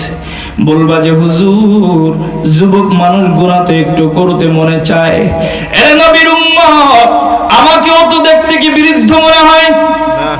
আমিও তোমাদের মতো একজন যুবক, তোমাদের যেরকম টিভি সিনেমা দেখতে মনে চায়, আমারও তো মনে চায় তোমাদের যেরকম। জমিনের ভিতরে আমি এখনো আছি, এই পৃথিবীর জমিনে থাকা অবস্থায় আমি যদি চিৎকার দিয়ে কোনো একজন মানুষকে আমার পাশে না পাই, তাহলে এই কবরের ভিতরে যারা ঘুমায় আছে, এদের কবরে যদি আযাব হয়, এরা চিৎকার দিলে তো কেউ শোনার কোনো সম্ভাবনাই না। এ মুসলমান নবীর উম্মতের দল, ভাবতে লাগলাম এমন একটা জায়গা, যেই জায়গায় দিনের বেলা যাইতে আমার বড় ভয় লাগতো, যেই জায়গায় দিনের বেলাও যাইতে বড় ভয় পাইতাম, ওই জায়গায় আমাকে রেখে আসছে। দাফন করার পরে বারবার তাদেরকে বলতেছিলাম, যখন বাসগুলা দিতেছে, এরে আমারে কোথায় নেই, কোনো লাইটিং এর ব্যবস্থা নাই, খাবারের ব্যবস্থা নাই, দুনিয়ার জমিনে গরমের যন্ত্রণায় থাকতে পারে নাই, বিশাল বড় ঘর, এসি না হইলে ঘুমাইতেও পারি নাই, এই সামান্য জায়গার ভিতরে আমি কেমনে থাকবো? এত চিৎকার করে করে তাদেরকে রিকোয়েস্ট করলাম যে আমাকে এখানে রাইখা তোমরা যেও না। একজন মানুষও আমার আওয়াজ শুনলো না, কেউ আমার কথা শুনলো না। বাবাও বাড়িতে চলে গেল, ভাইরাও চলে গেল, নিজের সন্তানগুলিও চলে গেল, আমাকে আমার মতো রেখে দিল। কয়দিন? 3 দিন পরে খাবারের আয়োজন করে আনন্দ ফুর্তি করে সবাই খাবার খায়। ওই কবরের ভিতরে আমার খবর নেওয়ার মতো আমার কেউ নাই। এই জন্য মুসলমান ভাইরা আমার, কার জন্য এত পাগল? পাগল যদি হইতেই হয়, কার জন্য পাগল হবেন জোরে বলেন? এ মুসলমান, পাগল যদি হইতেই হয়, সময় যদি দিতেই হয়, ওই মালিকের সময় দাও। জিন্দেগি যদি বানাইতে হয়, পয়গম্বর মাথে নিয়ে পয়গম্বর জান্নাতে ঢুকবে। পয়গম্বর কষ্ট করেছেন, অন্তত পক্ষে এই চিন্তাটুকু দিলের ভিতরে নিয়ে পয়গম্বরের আদর্শ মোতাবেক জিন্দেগি চালাও, যে আমার পয়গম্বর শুধুমাত্র কেবলমাত্র আমি পর্যন্ত দিন পৌঁছানোর জন্য নিজের তামাম জিন্দেগিটা ব্যয় করে দিয়েছেন। নবী আমার জীবন ভরে দিনের লাগি কষ্ট করে, দান দান শহীদ করিলেন ওহুদেরই ময়দানে। নবী বিনে কে তরাবেন পুলসিরত মিজানে। চলো চলো চলো মুমিন চলো নবীর সন্ধানে, নবী বিনে কে তরাবেন পুলসিরত মিজানে। এমন এতিম নবী আমার,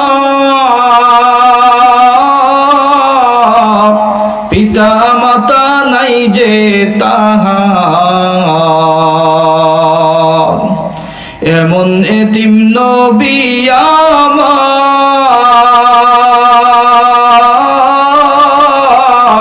পিতা মাতা নাই যে তাহার। তারপরেও কত মারা মারলো তাকে দুশ্মনে, নবী বিনে কে তরাবেন পুলসিরত মিজানে।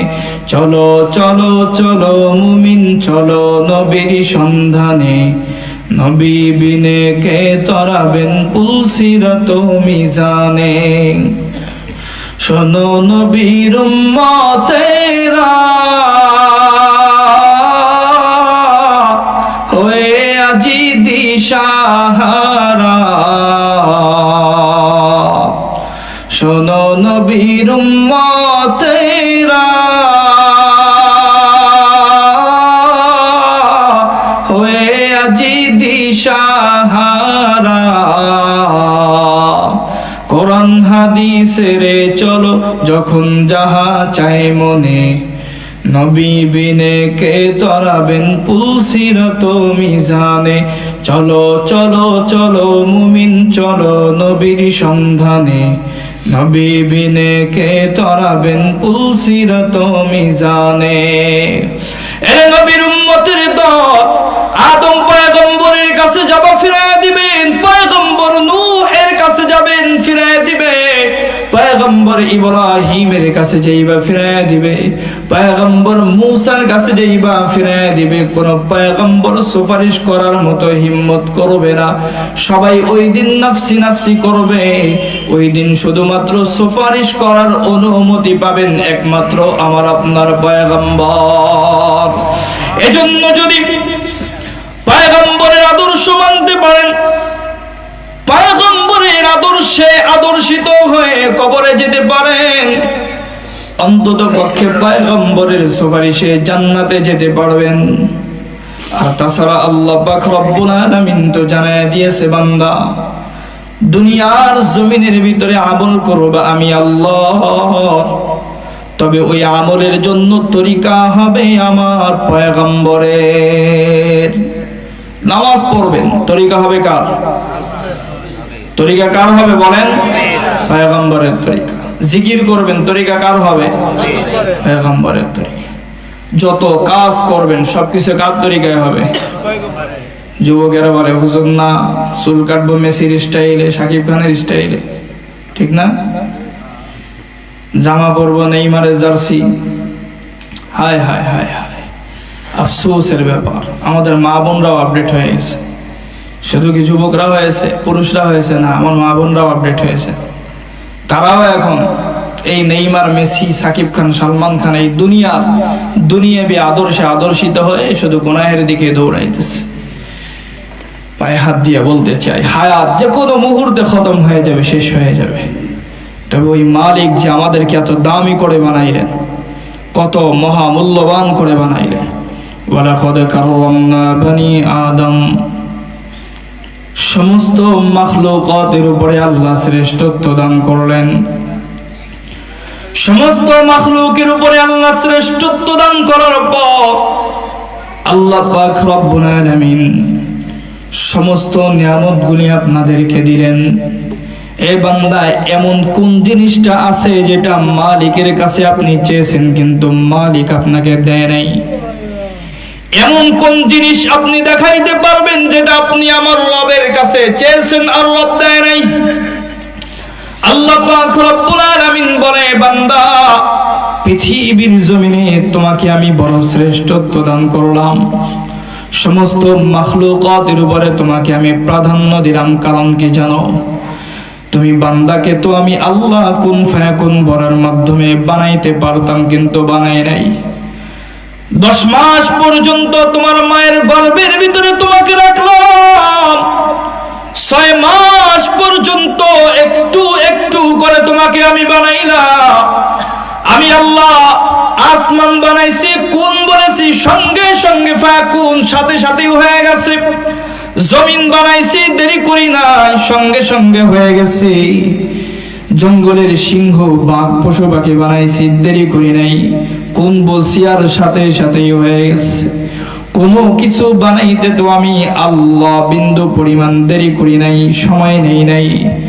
শুধুমাত্র কেবলমাত্র বান্দা, তোমাকে বানাইতে আমি রব দীর্ঘ টাইম তোমাকে নিছি। তোমার এই কপালটা বানানোর জন্য আমি মালিক দীর্ঘ সময় নিছি। কারণ যুবক, তোমার এই কপাল তো সাধারণ কোনো কপাল না। এর যুবক, তোমার এই কপাল তো আল্লাহর কুদরতে পাই সিজদা দেওয়া কপাল। তোমার এই হাত সাধারণ কোনো হাত না, তোমার এই হাত তো আল্লাহ পাক রব্বুল আলামিনের কোরআন ধরার হাত। তোমার এই হাত তো অন্যায় দেখলে বাধা দেওয়ার হাত। তোমার এই চোখ তো সাধারণ কোনো চোখ না। আল্লাহ এই চোখকেও সময় নিয়ে বানাইছেন, কারণ হলো এই চোখ দুনিয়ার জমিনে আল্লাহর কোরআন দেখবে, পৃথিবীর জমিনে সবচেয়ে দামি জিনিস কোরআন দেখবে। এবং এই জবান আল্লাহ মুহূর্তেই বানান নাই, কারণ এই জবান রব্বে কাবার কালামুল্লাহ শরীফের তেলাওয়াত করবে। এই জবান দিয়ে রবের কালাম তেলাওয়াত করা হবে, এই জবান দিয়ে আল্লাহর সাথে কথা বলা হবে। আল্লাহ বলে, বান্দারে, যে জবান দিয়ে আমি আল্লাহর সাথে কথা বলবো, সেই জবান কেমনে কোন বলার মাধ্যমে বানায় ফেলি বলো? আমি আল্লাহ জবানটাকে লম্বা টাইম নিয়ে বানাইছি। এ মুসলমানের সন্তান, নামাজের ভিতরে দাঁড়াইয়া মালিকের সাথে কথা বলতেছেন, আলহামদুলিল্লাহি রাব্বিল আলামিন। যখনই আপনি বললেন আলহামদুলিল্লাহি রাব্বিল আলামিন, সমস্ত প্রশংসা ওই আল্লাহর। जो हो गया, जो होगा, जो हो रहा है, सबके सब तारीफ उस अल्लाह के लिए जो बड़ा मेहरबान अल्लाह मौला है। সমস্ত প্রশংসা যেগুলা হয়ে গেছে, যেগুলা হইতেছে, যেগুলা ভবিষ্যতে হতে পারে, সমস্ত প্রশংসা কার জন্য? আরো জোরে বলেন। আল্লাহ বলে, বান্দা, নামাজের মুসল্লায় দাঁড়ায় গেল, সূরাতুল ফাতিহা তেলাওয়াত করতেছো, পৃথিবীর কেউ তোমার তেলাওয়াত শুনতেছে না, আস্তে আস্তে পড়তেছো, কিন্তু আমি আল্লাহ তোমার তেলাওয়াত করে শুনতেছি। যখন তুমি বললা আলহামদুলিল্লাহি রাব্বিল আলামিন, গোপনে নামাজের মুসল্লায় আস্তে আমি আল্লাহর প্রশংসা করলাম। আর আমি আল্লাহ তোমার প্রশংসা করলাম কেমনে জানো? হাদিসের ভিতরে আসছে, পয়গম্বর জানায়া দিয়েছেন, আল্লাহ পাক রব্বুল আলামিন ফেরেশতাদের মাজলিসের ভিতরে বইসা আল্লাহ বলে, হামিদানি আবদি। আল্লাহু আকবার। আপনি একাকি আল্লাহর প্রশংসা করেছেন, আর মালিক সমস্ত ফেরেশতাদের মাঝখানে আপনার প্রশংসা করেছেন। আপনি এই ময়দানে একবার আল্লাহকে আল্লাহ বলে ডাক দিলেন, আল্লাহ পাক রব্বুল আলামিন সঙ্গে সঙ্গে ফেরেশতাদেরকে ডাকে। ফেরেশতারা কি রে, তোমরা না বলছিলা ক্বালু আতাজআলু ফিহা মান ইউফসিদু ফিহা ওয়া ইয়াসফিকুদ দিমা। ও ফেরেশতারা, তোমরা না বলছিলা পৃথিবীর জমিনে আমার বান্দা বান্দিগুলি যাওয়ার পরে দুনিয়ার জমিনে মারামারি করবে, হাঙ্গামা তৈরি করবে, একজন আরেকজনের সাথে বিরোধ সৃষ্টি করবে, একজন আরেকজনের উপরে জুলুম করবে, একজন আরেকজনের মাল আত্মসাৎ করবে, একজন আরেকজনের সম্পদ গায়ের জোরে নিজের নামে লেখা নিবে। পৃথিবীর জমিনে তারা এই অন্যায়গুলি করবে। কিন্তু ফেরেশতারা দেখো, আজকে ওই যে বাঁশবাড়ি ঘোষগাতি মসজিদের পক্ষ থেকে মাহফিল, মাঠের ভিতরে আমার বান্দারা দীর্ঘ সময় বসে আমি আল্লাহর নামে ডাকতেছে, আমি আল্লাহর জিকির করতেছে, আমি আল্লাহর পয়গম্বরের উপরে দুরূদ পাঠাইতেছে, আমি আল্লাহর প্রশংসায় নিমজ্জিত হইতেছি, আমি আল্লাহকে হাজার বার তার আল্লাহ বলে ডাকতেছি।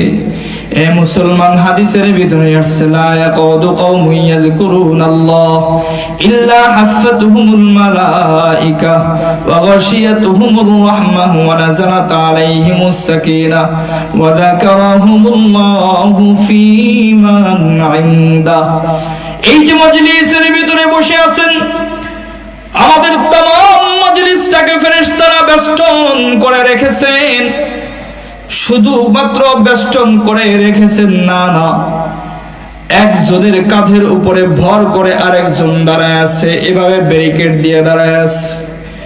একজনের কাঁধের উপরে আরেকজন দাঁড়াইতে দাঁড়াইতে আল্লাহর আরশে আজিম পর্যন্ত পৌঁছে গেছে। আমরা এখানে বসে আছি যদিও, কিন্তু আমাদের আলোচনা আরশে আজিমে হচ্ছে। বাড়িতে যাই বললেন, এখানে বললেন না, কেউ শুনে ফেললে সমস্যা। একটা গোল দিলে যে আওয়াজ আপনাদের, আর সুবহানাল্লাহর আওয়াজের হালতে সুবহানাল্লাহ বলার ফজিলত জানেন? হাদিসের ভিতরে আসছে, সবাই তো জানেন কম বেশি। ফাজাইলে আমল পড়েন না? ফাজাইলে আমলেই তো আছে। কোনো ব্যক্তি যদি একবার সুবহানাল্লাহ পড়ে, আল্লাহ তাআলা জান্নাতের ভিতরে তার জন্য একটা গাছ তৈরি করেন।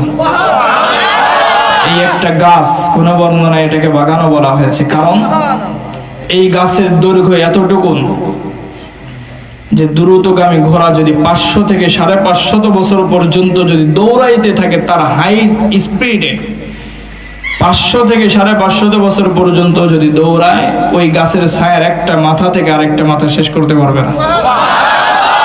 এই গাছ আপনাদেরকে দেওয়া হবে সুবহানাল্লাহ পড়ার বদলে। আর এই যে গোল দেওয়ার পর যে হই বলে চিল্লানি দিছে, এই চিল্লানি দেওয়ার পরে যদি মরণ হয়, আল্লাহ বলতেছে তুমি আসো কবরের ভিতরে, তোমার হই তোমাকে ভালো করে বোঝাবো। এজন্য খবরদার, আল্লাহ জিকিরের আওয়াজ দিবেন, এগুলা করবেন না যুবক ভাইয়েরা, এগুলা করবা না। লাইফ বরবাদ করিও না। পায়ে হাত দিয়ে বলতেছি, কি পাইতেছো বলো? ফেসবুক চালাও, ইউটিউব চালাও, পৃথিবীতে চলতেছো, যা মন চাই তাই করতেছো, কি পাইতেছো আমাকে বলো যে হুজুর এই জিনিসটা পাইছি। পৃথিবীর পিছনে দৌড়াইতেছো, বুঝলাম, দৌড়াও, আমিও বলতেছি দৌড়াও। একজন মানুষ দাঁড়ান, একজন মানুষ আমাকে বলেন যে একটা টাকা কবরে নিয়ে যেতে পারবে না। একজন মানুষ বলেন, কি দিছে দুনিয়া আপনাকে বলেন? আপনি দুনিয়ার জন্য পাগল, আমিও পাগল, বুঝলাম।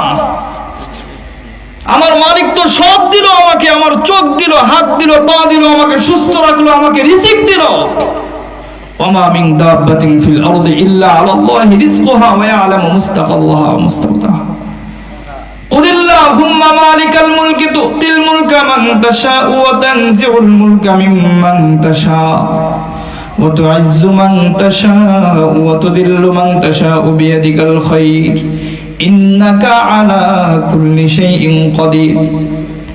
আমার মালিক আমাকে ইজ্জত দিলেন, আমার মালিক আমাকে সম্পদ দিলেন, পৃথিবীর জমিনে সবকিছু আমার মালিক আমাকে দান করলেন। এরে নবীর উম্মতের দল, তবে আপনি মালিকের জন্য পাগল হতে পারলেন না। বুঝলাম যে মালিকের জন্য পাগল হতে পারেন নাই, দুনিয়ার জন্য পাগল হয়েছেন। তবে আমাকে একটু বুঝান, এই দুনিয়া আপনাকে কি দিয়েছে বলেন? এ বান্দা, এই দুনিয়া আমাদেরকে দিছে তো দিছে, শুধুমাত্র ধোকাই দিছে। কথা বলেন ঠিক কিনা? দুনিয়া দিছে তো দিছে, শুধু ধোকাই দিছে। আমার সামনে সুন্দর টাকার বান্ডিল ঝুলায়, কোটার মাধ্যমে টাকার বান্ডিল, সম্পদের লিস্ট আমার সামনে ঝুলায় রাখছে। দুনিয়া বারবার বলতেছে, রে মাহমুদ দৌড়াইতে থাকো, পাইবা।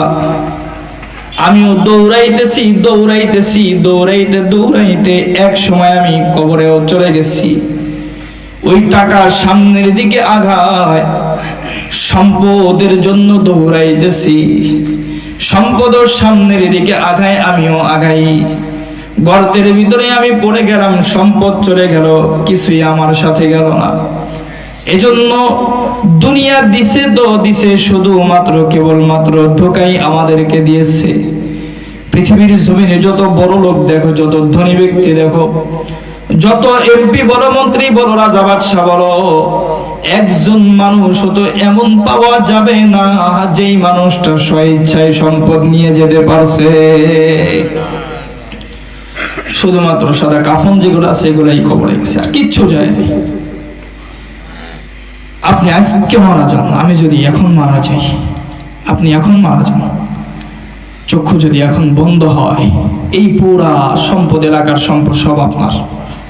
এখন যদি আপনি মারা যান, এই সম্পদের মালিক কে হয়ে যাবে? আপনার সন্তানরা হয়ে যাবে, আপনার ওয়ারিশগণ হয়ে যাবে। সরকার লিখে দিতে হবে? বলেন, এই সম্পদগুলি যখন সন্তান ওয়ারিশনামা বের করতে যাবে, নিজেদের নামে করতে যাবে, তখন কি বলবে নাকি তোমার বাবাকে কবর থেকে উঠে সিগনেচার নিয়ে এসো? বলবে? আপনার সিগনেচারের উপরে এজন্য। অথচ সম্পদের মালিক কে ছিল? বলেন, আরো জোরে বলেন, কে ছিল? আপনিই ছিলেন সম্পদের মালিক। আজকে আপনার সম্পদ আপনার সন্তানরা নিজের নামে রেখে নিতেছে, অথচ আপনার অনুমতির প্রয়োজনটাও নেই। তা দুনিয়া দিছে তো দিছে, তো কি দিছে? আরো জোরে বলেন, কি দিছে? যেই মানুষ ধোঁকা দেয় তার পিছনে ঘুরেন আপনারা? একজন মানুষ ধোঁকা দিলে তার পিছনে ঘুরেন না। যুবকরা, তোমরা তো ঘুরো না। গার্লফ্রেন্ড ধোঁকা দিলে সেকা খেয়ে বেকা হয়ে বসে থাকো, এই ঠিক না? কই, তার পিছনে তো ঘুরো না। তা যে দুনিয়া প্রতিটা নিয়ত তোমাকে ধোঁকা দিতেছে, প্রতিটা মুহূর্তে তোমাকে ধোঁকা দিচ্ছে, শুধু তোমাকে জাহান্নামী বানাইতেছে, জাহান্নামী বানায় তোমাকে পৃথিবী থেকে পাঠানোর ব্যবস্থা করতেছে। সেই দুনিয়াকে কিভাবে তুমি পাগল হও, সেই দুনিয়ার পিছনে কেমনে দৌড়াও? এটা কখনো আকলমন্দের কাজ হতে পারে? জ্ঞানী ব্যক্তির কাজ হতে পারে? গর্তের ভিতরে মানুষ কয়বার পড়ে? একবার পড়ে, দ্বিতীয়বার পড়ে না। দ্বিতীয়বার যে বলে, যে পড়ে, তাকে মানুষে কি বলে? বেওকুফ বলে কিনা বলেন? বলে কিনা বলেন? তাহলে আপনারা যে দুনিয়ার পিছনে দৌড়াইতেছেন, কিসের পরিচয় দিচ্ছে? বলে, হুজুর আপনি দৌড়ান না। হ্যাঁ, আল্লাহ নিষেধ করে নাই, দৌড়ান, তবে যতটুকু প্রয়োজন এতটুকু, এর চাইতে বেশি না। আরো চাই, আরো চাই, এটা করবেন না। শুধু সম্পদ জমা করবেন, পাহাড় পরিমাণ টাকা হবে, ব্যাংক ব্যালেন্স হবে, পৃথিবীতে আমার নাম হবে। কি হবে? কোনো ফায়দা হবে? বলেন। সম্পদ জমা করছেন, কি লাভ হবে বলেন? ব্যাংকের টাকা ব্যাংকে থেকে যাবে, জায়গার জায়গায় জায়গা থেকে যাবে, বিল্ডিং এর জায়গায় বিল্ডিং থেকে যাবে। আমার একজন মুসল্লি, আমি যখন চট্টগ্রাম নামাজ পড়াইতাম, ওখানের একজন মুসল্লি প্রায় 3 কোটি টাকা খরচ করে বাড়ি করছে, একতলা বাড়ি করছে 3 কোটি টাকা খরচ করে। 3 কোটি টাকা খরচ করে যদি একতলা বাড়ি করে কত সুন্দর হতে পারে। বিদেশি ইঞ্জিনিয়ার এনে কারুকার্য করেছে, বাড়ির ভিতরে সুইমিং পুল বানাইছে, মানে ওখানে পার্কের মতো বানায় ফেলছে সে। তো লোকটা বানানোর পরে দীর্ঘ 35 বছর সে প্রবাস জীবনে থাকছে, একটা মুহূর্তের জন্য বাড়িতে আসে নাই। তো যখন বাড়ির কাজ কমপ্লিট হয়ে গেছে তো বাড়িতে আসছে। যেদিন বাড়িতে ঢুকবে আমাকে দোয়া করার জন্য বলছে, হুজুর আগামীকাল আপনি আসবেন, আপনার মাধ্যমে দোয়া করে তারপরে বাড়িতে উঠবো।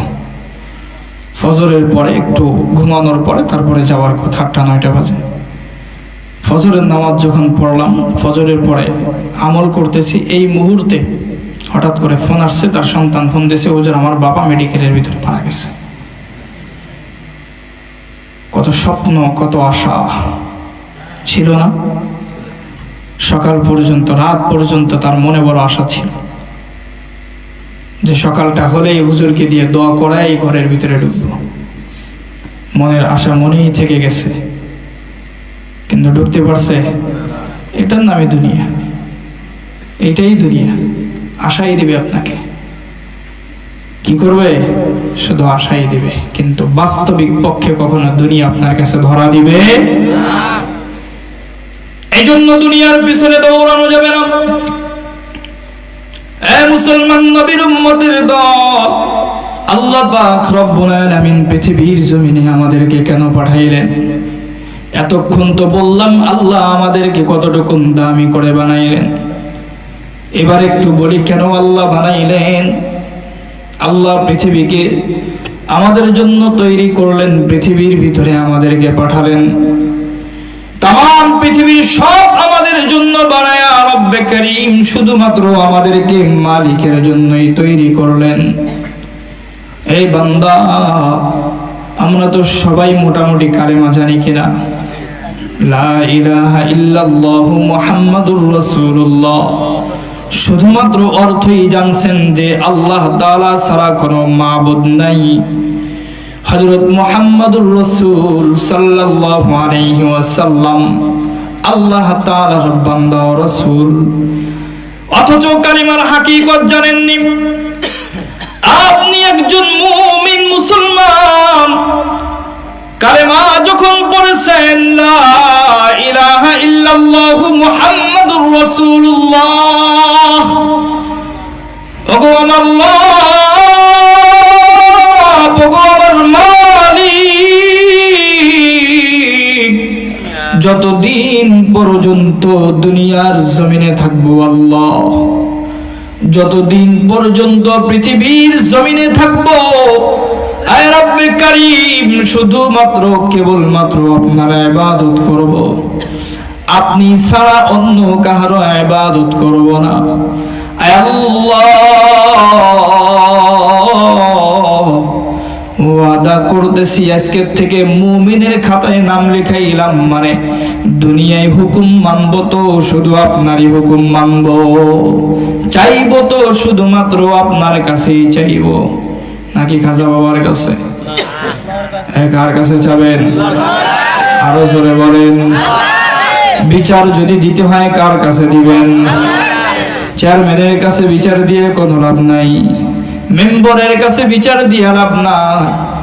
দুনিয়ার জমিনে যার কাছে বিচার দেন বিচার পাবেন না, কিন্তু একজন মালিক আছেন যার কাছে বিচার দিলে বিচার পাবেন। তিনি কে? আরো জোরে বলেন, তিনি কে? মুসলমান যত অবজেকশন আছে সব জানাইবেন কার কাছে? জুলুমের শিকার হয়েছেন, চাউলের দাম বাড়ছে, ডাউলের দাম বাড়ছে, গরিবের ঘুম হারাম, রিকশা চালক রাস্তায় বসে কান্না করে। এই রিকশা চালক, কৃষক ভাইরা, যত বিচার আছে সব বিচার দিবেন কার কাছে? কেউ আপনার কথা না শুনলেও সবকিছু শুনবেন কে? গভীর রজনীতে তাহাজ্জুদের নামাজের পর আল্লাহর সামনে দণ্ডায়মান হয়ে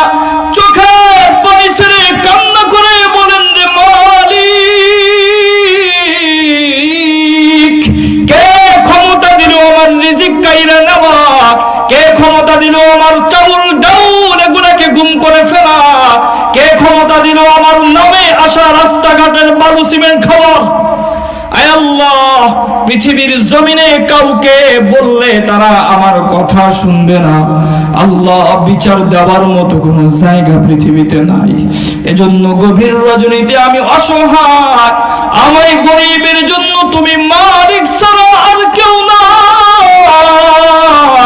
আমার একজন মুসল্লি চোখের পানি ছেড়ে আমাকে বলেন, হুজুর রিকশা চালাই, আমার 3-4টা মেয়ে, সংসারটা ভালো করে চলে না। হুজুর কার কাছে কি বলবো কিছুই বুঝে পাই না। কারণ চাউলের দাম আকাশ চুম্বে, তেলের দাম আকাশ চুম্বে। যেই তেলের দাম ছিল 80 টাকা, সেটা এখন হয়েছে 200 থেকে 210 টাকা। হুজুর কিভাবে চলবে? এক সময় তেল কিনছি 5 লিটার, এখন তেল কিনি 1 পোয়া। এক সময় মাসে খাইছি 5 লিটার, এখন 2 মাসে খাই 1 পোয়া। আমি বললাম, রে ভাই, রিজিকের মালিক আল্লাহ। দেশের প্রধানমন্ত্রী হাজারও যদি তোমাকে দেয়, রিজিকের অভাব দূর হবে না যদি আমার মালিক না চায়। কথা বলেন ঠিক না? কারণ কত মানুষের কোটি কোটি টাকা আছে, খাইতে পারে না, আছে না নাই? নিজের মেয়ের বিবাহের খাবার অন্যরা খায়, যায় নিজে খাইতে পারে না, আছে না? এক বিবাহতে গেছি, সবাই খাবার খাইতেছে, হাতে দেখি খালি ঘুরে। কিও আপনি ঘুরেন কা? আপনার মেয়ের বিবাহের খাবার আপনি নামগুর সাথে বসেন। বলে, হুজুর না, খাইলেই সর্বনাশ। বললাম যে কি সর্বনাশ? বলে, যদি এখন খাই, হুজুর এখন বাজতেছে দুপুর 12টা, এখন খাবো ঠিক আধা ঘন্টা পরে আমার অবস্থা খারাপ। কেন? বলে, হুজুর ডায়াবেটিসের সমস্যা, প্রেশারের সমস্যা, নানান তারের সমস্যা। হুজুর সম্ভব না। কোটি টাকা খরচ করে মেয়ের বিয়ের আয়োজন করে, অন্যদেরকে খাওয়ায়, খাবার সামনে দিয়ে ঘুরে, কিন্তু কোটি টাকার মালিক খাইতে পারে? এই জন্য খাওয়ানোর মালিক কে? এজন্য যতই দাম বাড়ুক টেনশন করার কোনো কারণ নেই। চাইবেন কার কাছে? চাইবেন তো ইনশাআল্লাহ। ঘুমায় থাকেন না। করে নামাজের পাবন্দি, আর কিছু পারেন আর না পারেন, ফরজ নামাজের পাবন্দি। মুফতি মুহিবুল হক সাহেব হুজুর নামাজের কথা বলেছেন। এরপরে আব্দুর রহমান সাহেব তিনিও বলেছেন নামাজের পাবন্দি। কারণ টাইলস করা মসজিদ, কোটি টাকার মসজিদ বানায় কি লাভ যদি মসজিদে মুসল্লি না থাকে? বলেন, এই বলেন, কোটি টাকা খরচ করে মসজিদ বানাইছেন, অথচ আপনি মসজিদে নামাজই পড়তে যান না। ওই মসজিদ কিয়ামতের ময়দানে আপনার বিরুদ্ধে সাক্ষ্য দিবে, কারণ আপনি মসজিদের হক আদায় করেন নাই। মসজিদের খোরাক হলো কি? মুসল্লি। বলেন, মসজিদের খোরাক কি? মুসল্লি। এই মসজিদের খোরাক, আপনি মুসল্লি, আপনি মসজিদে যান না। আল্লাহ তো হিসাব নিবেন ঠিক আছে, কিন্তু মসজিদও কিয়ামতের ময়দানে আপনার বিরুদ্ধে সাক্ষ্য দিবে। এজন্য আল্লাহ পাক রব্বুল আলামিন পৃথিবীর জমিনে আমাদেরকে পাঠাইছেন আল্লাহর ইবাদত করার জন্য। পৃথিবীতে আল্লাহ পাক রব্বুল আলামিন যা চাওয়ার তার কাছে চাওয়ার জন্য পাঠাইছেন। এই জন্য পাঠান নাই যে আপনি দুনিয়ার জমিনের পিছনে ঘুরবেন। এ মুসলমানের সন্তান, হে যুবক ভাই, হে পর্দার আড়ালের মা, এই জন্য পায়ে হাত দিয়ে বলতে চাই, এতদিন পর্যন্ত যা করছেন আজকের থেকে তওবা করেন। আল্লাহর কাছে হাত উঠে প্রতিনিয়ত তওবা করেন। আল্লাহ, এতদিন পর্যন্ত যত অন্যায় করেছি, যত ভুল করেছি, আয় আল্লাহ, যত অপরাধ করেছি, না বুঝা ভুল করেছি, না বুঝা অন্যায় করেছি, আল্লাহ আজকে খাঁটি দিলে তওবা করতেছি, জিন্দেগিতে আর কোনোদিন গুনাহ করব না। যুবক ভাইরা, কিয়ামতের ময়দানে পয়গম্বরের সুপারিশ পাইতে চাওনি? বলেন, পাইতে চাননি? পয়গম্বরের সুপারিশ ছাড়া তো জান্নাতে যাওয়া যাবে না। সুপারিশ পাইতে চান? জোরে বলেন না, খালি কয়েকজন বলতেছে। এজন্য যুবকরা, ইহুদি খ্রিস্টানদের আদর্শকে বাইপাস করো, মাইনাস করো, পয়গম্বরের আদর্শকে গ্রহণ করো।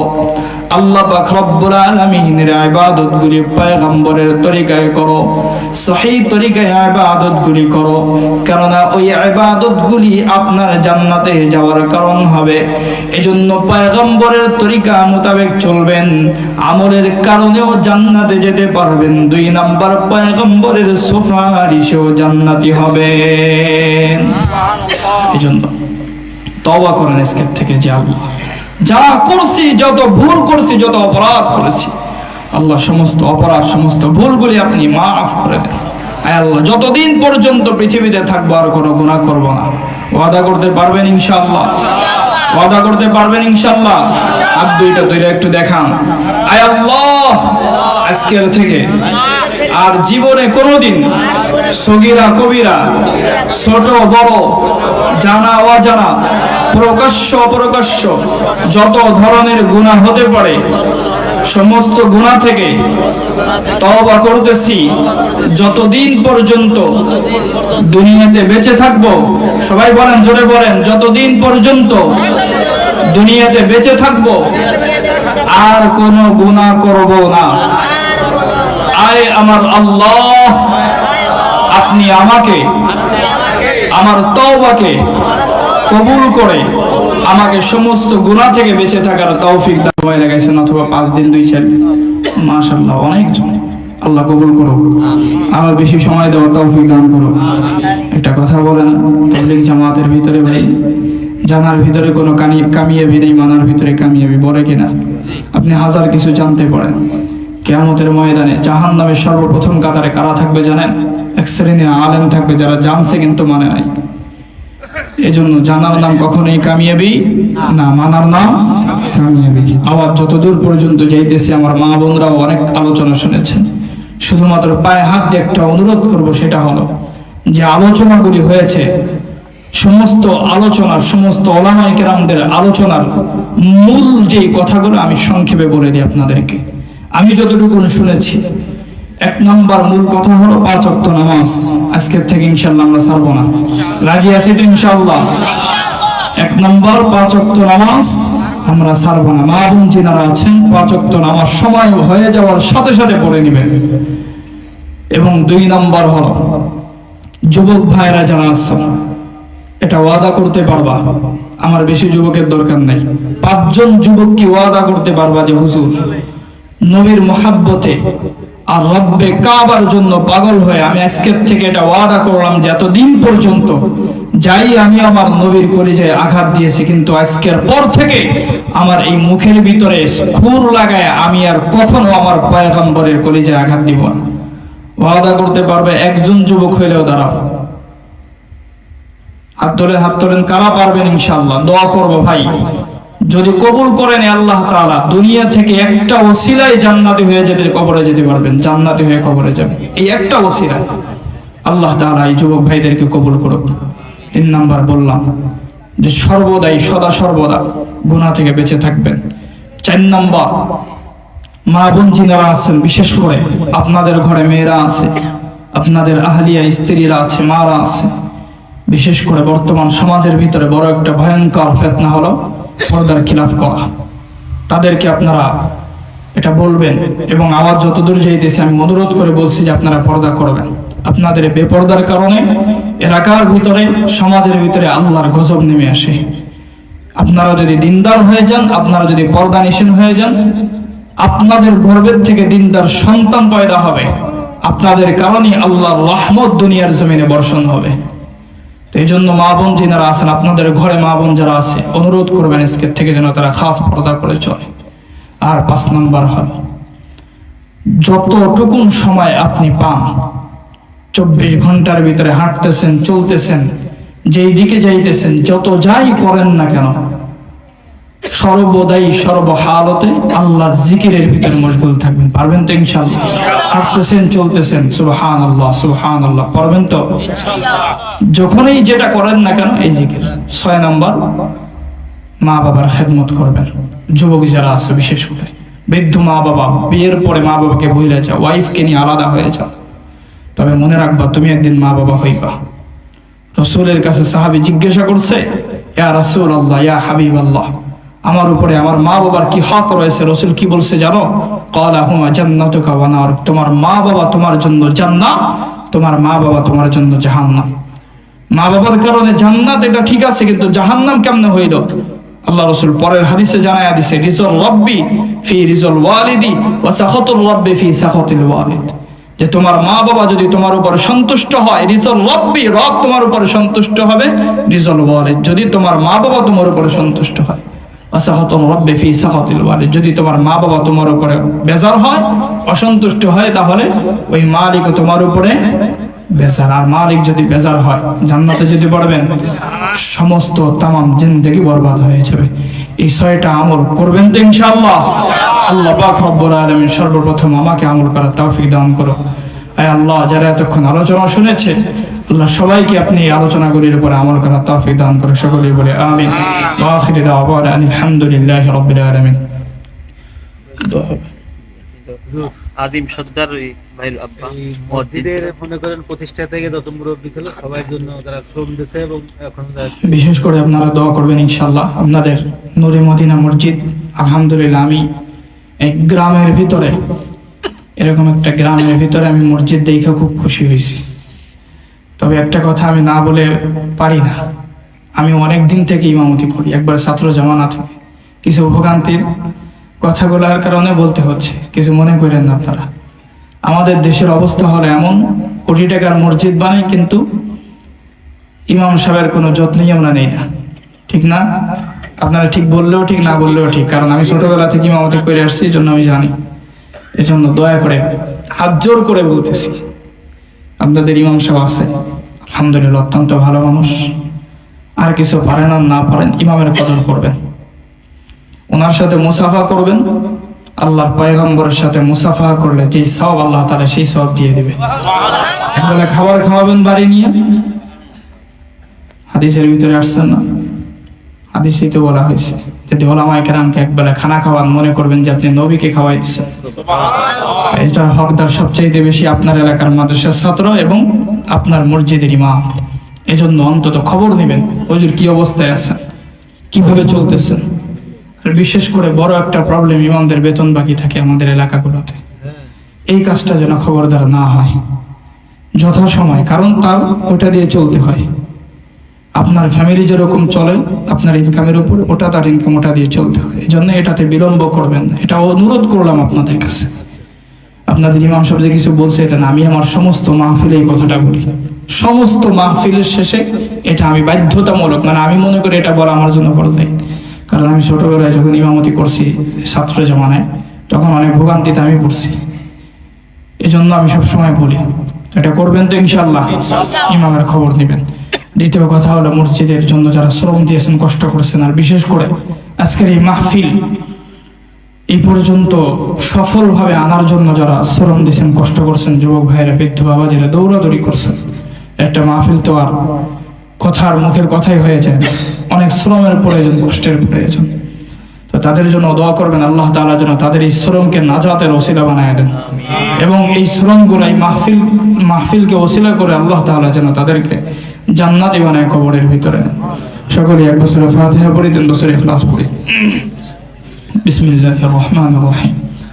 আলহামদুলিল্লাহি রাব্বিল আলামিন আর রহমানির রহিম মালিকি ইয়াউমিদ্দিন ইয়্যাকা না'বুদু ওয়া ইয়্যাকা নাস্তাঈন ইহদিনাস সিরাতাল মুস্তাকিম সিরাতাল লাযীনা আন'আমতা আলাইহিম গায়রিল মাগদুবি আলাইহিম ওয়ালাদ-দাল্লিন। আমিও দোয়া চাচ্ছি। আসলে সফরে থাকি, অনেক সময় ভয় হয় কখন মরণ হয়ে যায় বলতেও পারি না। আল্লাহ তাআলা যেন যখনই যেখানে যে অবস্থায় মরণ হয়, যেন ইমানের হালতে আল্লাহ তাআলা যেন মৃত্যুটা দেন।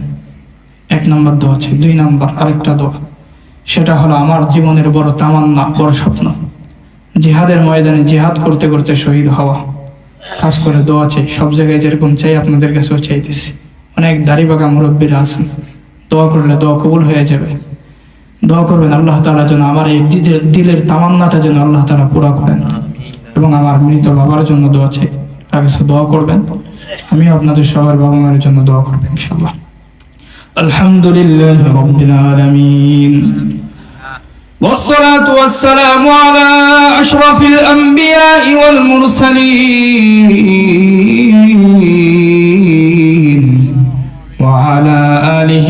وأصحابه أجمعين رب ارحمهما كما ربياني صغيرا اللهم رب ارحمهما كما أنفسنا وإن لم تغفر لنا وترحمنا لنكونن من الخاسرين ربنا آتنا في الدنيا حسنة وفي الآخرة حسنة وقنا عذاب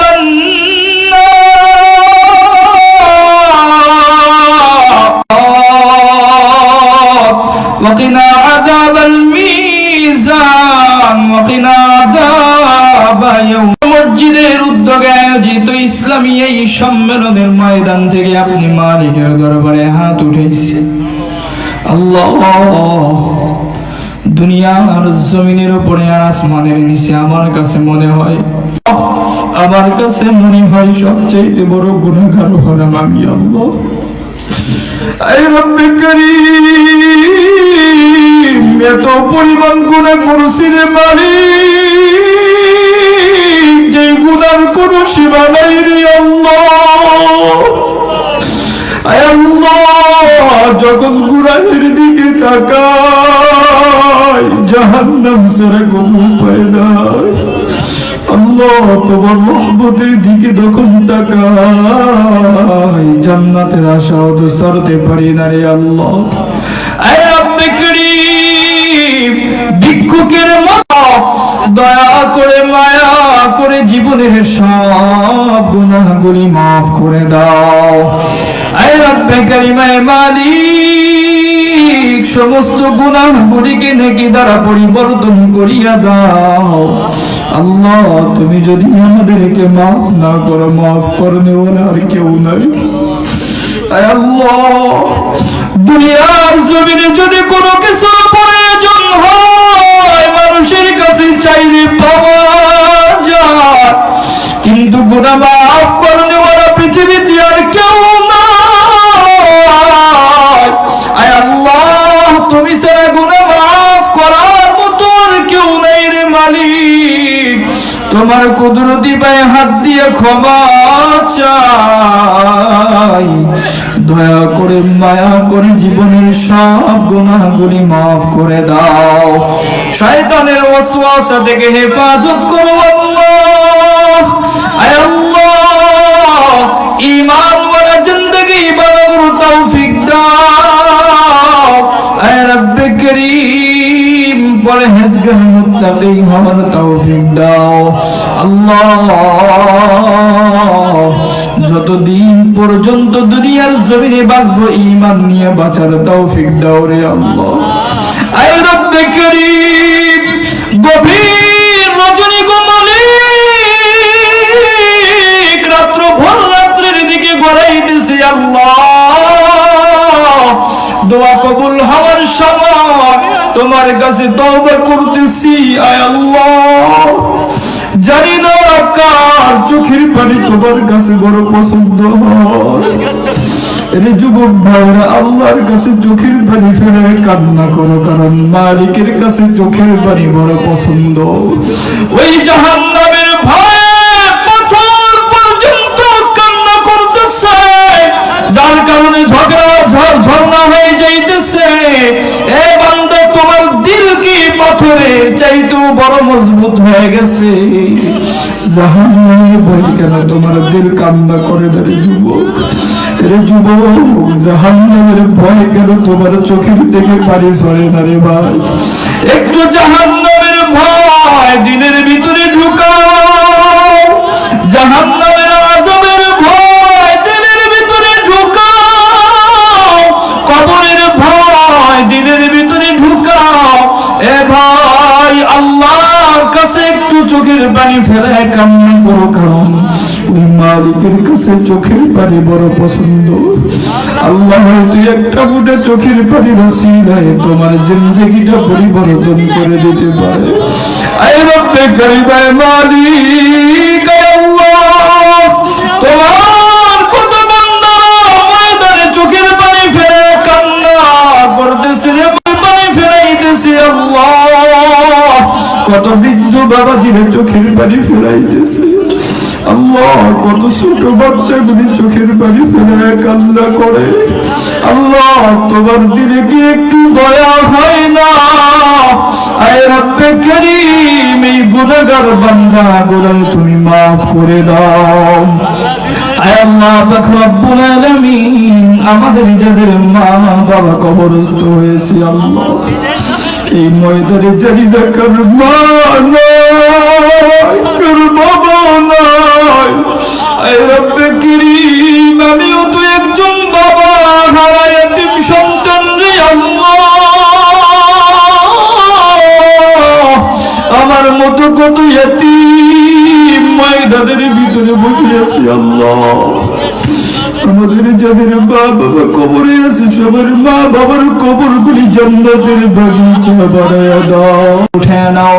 জমিনের মুসিবত জমিনে দফন করে দাও, হাওয়ার মুসিবত হাওয়ার সাথে মিশ্রিত করিয়া দাও। যত ধরনের সমস্যা হতে পারে সমস্ত প্রবলেম গুলি সলভ করে দাও। আয় আল্লাহ পাক রব্বুল আলামিন, আল্লাহ আজকের এই মাহফিলকে কবুল করে নাও। প্রত্যেক বছর এরকম দিনই জলসা আয়োজন করার তৌফিক দাও। আয় রব্বে কারীম, আয় মালিক, মাহফিলের জন্য যারা শ্রম দিয়েছে কষ্ট করেছে আল্লাহ, আয় রব্বে করে এলাকার ভিতরে রহমত নাযিল করো আল্লাহ। সমস্ত বেদিন মানুষগুলোকে দিনদার বানায় দাও আল্লাহ, যারা তোমার পথ থেকে সরে গেছে হিদায়াত দিয়ে দাও। রব্বে কারীম, আয় মালিক, জানতির যত তামান্না আছে আল্লাহ, সব তামান্না আশাগুলি কবুল মঞ্জুর করিয়া নাও।